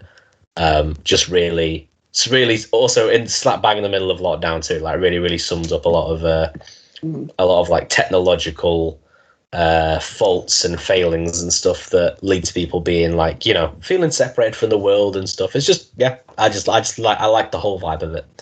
It's a very, very good project. Let's get to the full. Let's do it. I think my favorite run is actually that opening run. The run from like Let's Ride to BBY. My personal favorite. Let's Ride. Yeah, Let's Ride and I think are very strong. Also, obviously, Hotel Breakfast is too. Yeah. Let's Ride is such a good song. Let's Ride gives me the same vibes that Don't Worry does a little bit. Like, it's kind of like a very it's a feel good opener. This is still a feel good album, but it tackles a lot of different emotions that like Good Luck doesn't. It definitely feels a lot more. I don't know, like. He's definitely exploring different stuff here. I see this review says muted Icedancer plus hyperpop equals the Fool. That's really dumb. But, like, that's really dumb and doesn't make sense. But, like, you guys would agree this sounds pretty much nothing like Icedancer, even though it's loose. Oh, yeah. It doesn't sound. I think it gives me more like 333. With a little bit of like 2018-19 Blade. The only way in which this sounds like Icedancer is that the songs are all fairly short and concise. But it's way more like tongue in cheek. It's way more like self-aware. It's not as self-deprecating. I think people are just drawing those comparisons because Lucy was the producer and he's part of Rep Squad. Also, this person said, I would like to listen to more of his future projects with 16-year-old. Don't think that's happening, Chief. No, I don't. I think that ship sailed. And Captain Crunch. This man's insane. Blade doesn't even have a song with Captain Crunch. You absolute madman. I mean, I would like to hear a Captain Crunch played. Song. Yeah, I mean, yeah. Does Thaiboy have one with Captain Crunch? No, I'm talking about. I don't know. I feel like because have songs with 16. I've heard Captain Crunch more with like newer people in the underground scenes, like across. I mean, obviously, like, you know, the big ones were with like some of the like David and Jack stuff, but I mean, other artists too, like in the underground. So I don't know if also. Yeah, Blade's never going to working on Dying ever again. I hope these people do know that. Like, no, it won't happen. So what happened? What happened exactly? What happened is Forza leaked. Someone paid Forza for Sleepwalk to the Jeweler, which is why that song never came out. Tragic. Tragic. And fucking tragic. On I love top of that, song. he also leaked a bunch of Uzi tracks, so they didn't end up on Eternal Take. So I mean, like, it's and now he's in the basically just military. fucked up multiple projects. Yeah, So, and now he's in the military. That's true. And then they kicked him out, and now working on Dying can't get Blade or Uzi or Carti for a project, and they had to have Lucky. Well, they can. I mean, they just did. They're still Cardi. producing for Uzi, aren't they? They still work with him. They are, but Less it's just so, kind I of- think. it's Yeah. kind of reflective to me that working on Dying used to be such underground. They were like a real institution for Tread and a very specific style of music, and rappers were clamoring to work with them. Now All the they've Black changed their Cray style stuff. completely. Yeah. Now they've changed their style completely, and they're dropping their own albums. It's just like a bunch of nobody rappers on their songs, and it's a shame because like imagine the kind of thing they could create if they weren't held back by like Forza's behavior. Obviously, he's gone now. Right. I don't know. I just don't think. I know Blade will never work with them ever again. It's just like I just have a strong feeling. I think Sesame Street was the last one we're going to get officially released. Yeah. I could be wrong. Sleepwalk to the Jeweler not being out is so sad. There is a pretty high def version of it though. It is. So. It's out there. Actually, no, he did drop Anywhere as well. Actually, I tell a lie. Yeah, he dropped Anywhere's a good Anywhere song. on that compilation. I mean, I feel like they're only going to work with. I feel like working on Dying. I mean, they did do that Cray and Fawny song last year, which was great. Firestone. I love that song. Oh, on Fawny's project. Yeah. Yeah, that's a great song. And they still work with Lucky. That was. Yeah, they've still done some good stuff with Lucky, although their own actual album was bad. So that's on Yeah, I will say that's my point. they are working with that. Have y'all heard Quaddy Diesel? He's fucking Yes. fire, man. Yeah, that was a good album. Shit. Properly, He That is was fucking great. That was a good album. Okay. That they- His crazy wordplay is really good. Yeah, the beats were super hard on that. I also the filthy Slime Cedo song Demon produced by Dude, oh man, that's one of the that bangers of the year. fucking like annihilated my speakers like the first I time. know. I still play it though. It genuinely made my ears hurt the first time I heard it. Like it was so loud. I do hate to bitch about mixing, but Slime Cedo could be a little bit louder in that song, but it's still fucking. Could be, but that song fucking Yes, the beat is too good. incredible. Yeah. So they're still like I still think Filthy is putting out extremely high quality stuff, but we'll see. It's not. We'll see. I mean, Whole Lot of Red was great, as we all know. So, So, and that was Did mostly Oogie Man? Who's he been producing? Does he do live production on any of Playboy stuff, or I don't feel like I should ever hear Oogie Man stuff anymore. I mean, Oogie Man did some of the beats, didn't he? On Whole Lot of Red. Did he? He did. Actually. He did some of the EA stuff, the deluxe and the not much in the original. I think it was mostly Brandon, but he had some of the stuff that was on the deluxe. I don't know what else he did last year. I'd have to. No, I stand. I just want to say I stand corrected. It wasn't. There is no Oogie Man on Whole Lot of Red. I just thought there might have been some co-production. I didn't think so, but I all filthy. The only thing Oogie Mane's done recently is stuff with Rob Banks. He hasn't done anything. He produced that. He was on that Yeet song. Speaking of, Oh yeah. Yeah. So I should check more Yeet out. You're talking about Rolly Day. Yeah, Rolly Day. Yeah, which is a great song. But yeah, he hasn't done like anything since he did. Yeah, produce. It's a shame because he was the main guy at one point. Yeah. Like he was the guy. Him and the Lucy Man, were getting all the credits. Another song that's not coming out that's extremely sad is not coming out. It's Monday through Sunday. The Cardi and Gunna. Do I know that one? I don't know if I even know that. It's the Oogie Man and Forza beat. and it was on the Whole Lot of Red leaks like back in 20. It came out in like summer 19. It leaked. Is it on the bootleg? It's on the comp. Yeah, it's on the bootleg. Yeah, that shit is one of my favorite songs from either of them, and it's never coming out ever. I mean, the other Gunna collab came out on Triple John 2, didn't it? So, yeah. But that was Gunna's song. This one, Leak and Forza did some of the beats, so I don't see it. I think like 3 or 4 of these songs actually came out in the end, didn't they? So, well, no, like 5. It Gets in the Face came out. Yes, that was on Mustard. Switching Lanes came out recently, right? That was on Pierre's album. Pierre's album, yeah. Most of them came 100 out. Racks. Did 100 Racks come out, or was it Boulder Crest? QC. It was a QC. Yeah, 100 Racks was on QC's album. Yeah. I thought it was supposed to be on Amigos album originally, I think, but it just went on the QC too. And then Same Young Fella came out on Jeopardy 2. Yes. But we're never going to see the official release for Houdini, which is a shame, because when Travis Scott says watching Family Guy ain't no way to pause it, Ain't no way to pause. That one should have made Astroworld, but it never did. I love how he said there was no way I can pause. I cannot pause it. He just lost the remote. If you ask me to pause this, I just can't. I just can't. There was no way. I can't pause this. Peter Griffin's on. Come on, man. You're gonna ask me to pause Pete? I mean, how many opportunities do you have to see Family Guy in a day? Family Guy is a god. Yeah. Well, I do have a series of tweets where I just tweet Family Guy and Peter. People like it. So. I've seen it. It's probably time for another one of those in a bit, actually. That's the series that fans are clamoring for. Yeah, Family Guy and Peter. Yeah, it's just true. They don't want another 108 Mike's compilation. They want Family Guy and Peter.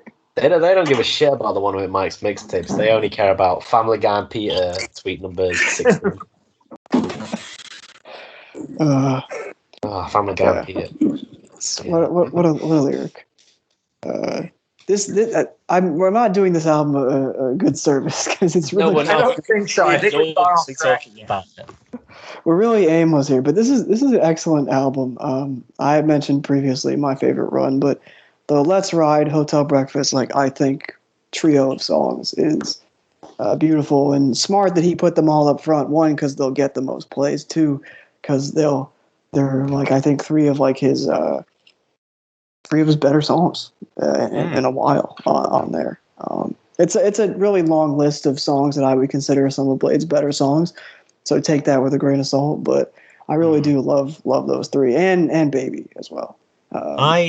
Did anyone think that the Thaiboy feature on this was a little forgettable, or was it just me? I agree. Even as I think he kind of sounded like Thaiboy apologist. He phoned it in a little bit. I think he phoned it in a little bit. Just a little. This probably should have just been solo again, because he's had the success with 333 and Good Luck, technically Good Luck originally solo. But he wants to involve his boys, and I respect that. I would have probably. I think Echo would have probably suited the sound a little better, maybe. But overall, I really like this tape too. On some days, and I haven't heard this as much as Icedancer, but I would say this is better than Icedancer sometimes. It's definitely competing with his best work, maybe even top 5. I don't know. But this is a very good place for Blade to be in mid to late 2021. Yeah. And I mean, technically, it's what, his fifth solo album, fourth. If we're not counting Exeter. And I just think each one has shown such great evolution that, it just makes me excited from where he's going to go from here. But I don't really have as much to say about this as the others because it hasn't sunk in for quite as long. But I mean, it's only been out it's only been out like 3 months. So I do need more listens of this to develop a more full opinion. But I mean, it's as good as anything he's ever released, and it's very ambitious beat wise. Great selection of songs. Very, very few duds. And I think I Want It That Way is another one of his best songs too. Yeah, I was disappointed it wasn't a Backstreet, but I'll still take it. It's still good. It wasn't the second I Want It That Way we've got in like 2 years with the Uzi one. It was just the Uzi version, yeah. The Backstreet Boys. It was. I think Blade talks about walking in the mall with the swipe. Can Blade hook me up? Like, what are we doing? Like, what are we doing? He's took us all up. Right, really exactly. Does. Come on. But instead, he's charging €500 for a coin or whatever. I don't know. He's yeah. Oh, merch. I don't actually know how much it was. The coin. Okay. I am unaware of Blade of Drain merch pricing outside of the fact that I know that on the secondary market it's extremely expensive. Yeah, well, the shit just sells out in like seconds because of like bots and stuff. So it's like borderline impossible to get anything. Yep. I think that's what I've heard. I wouldn't pay them prices anyway, regardless. But yeah, no. The Fool is very good. Any good though? Does it look cool? Some of it looks good. Yeah, some of the stuff is good. My friend bought a hoodie from a show, physically that held up pretty well. Looks pretty good. That was back when Red Light and Icedancer would come out, so it was still the the little Blade guy with the scythe, like the Grim Reaper type looking one. Mm-hmm. So I don't know what the stuff looks like now, but probably a lot different because it's a very different image. But my a friend of mine has a 333 poster. Like he got it. It was like a fan made, but it's like a tapestry. It's really nice. Yeah, that's fire. Yeah. That's fire, because the Triple 3 album cover is awesome. And I really like the Fool album cover too. It really gives me like definitely some medieval Christian vibes to the cover. I don't know why. It just seems very like, or maybe almost like pagan rituals. Yes, that's what I was about to say. It's pagan. Yeah. Yeah, it's very like Dark Ages looking, but it's a very cool cover.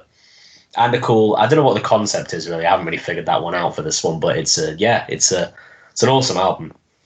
I think it kind of plays into the lyrical themes too, because even this album is even a little bit more spiritual than 333, because he's talking about like being at one with everything. Like he has several lines like he's the air inside the air, or a drop of water inside the ocean. Just really simple, poignant lyrics that just shows once again he's kind of been humbled as an artist and just realized how beautiful everything is, in my opinion. It's really awesome. Yeah, I agree. It's a very to me, he's just very humbled in this album. He sounds like it. Definitely. Yeah, I kind of hear. Yeah, I hear that. I hear somebody who is trying to express much bigger ideas than themselves. Like you hear him say, like over a lot of his past projects, he's said more than once, "I am really nobody. I am not anybody." Like this is kind of him, like really embracing that and expressing like what's so enormous outside of himself. Yeah. Yeah. Yeah. I never thought of it that way, actually. That's a good way of putting it. I think through to tie that into the duration of Blade and drinking as a whole, I think there are very few artists that I've heard in the last few years and just in all my years of listening to music that have really made me feel the complete range of emotions. And I feel like all of their entire discography at one point or another takes you the complete spectrum of like human emotion and feeling. And it's definitely part of why their music has become so important to me and will probably remain that way for a long time. So I'm really glad that we were able to do this episode, because I enjoyed hearing you guys talk about it, and I really enjoyed it. Oh, yeah, me too, for sure. Absolutely, it's been a blast, definitely. We've had a lot of ground to cover, but yeah, it's been really fun. I'm glad I was here for both as well. It was wonderful having you guys here for it, and I always kind of try and end on one question. And since you guys know so much more about it than myself, at least, I can't really speak for Optimal. But what would you say is the one defining Drain Gang release? I mean, I can speak for myself as somebody who's heard most of this for the first time, but for your personal just taste, what is the one that defines them the most? Might not necessarily be your favorite, but what defines their sound? What do you think, quality-wise, defines them the most? I mean, maybe Trash Island, maybe. Yeah. Because it does exemplify a lot of the best things about all three of them. They all get a great time to shine, and the production is absolutely god tier.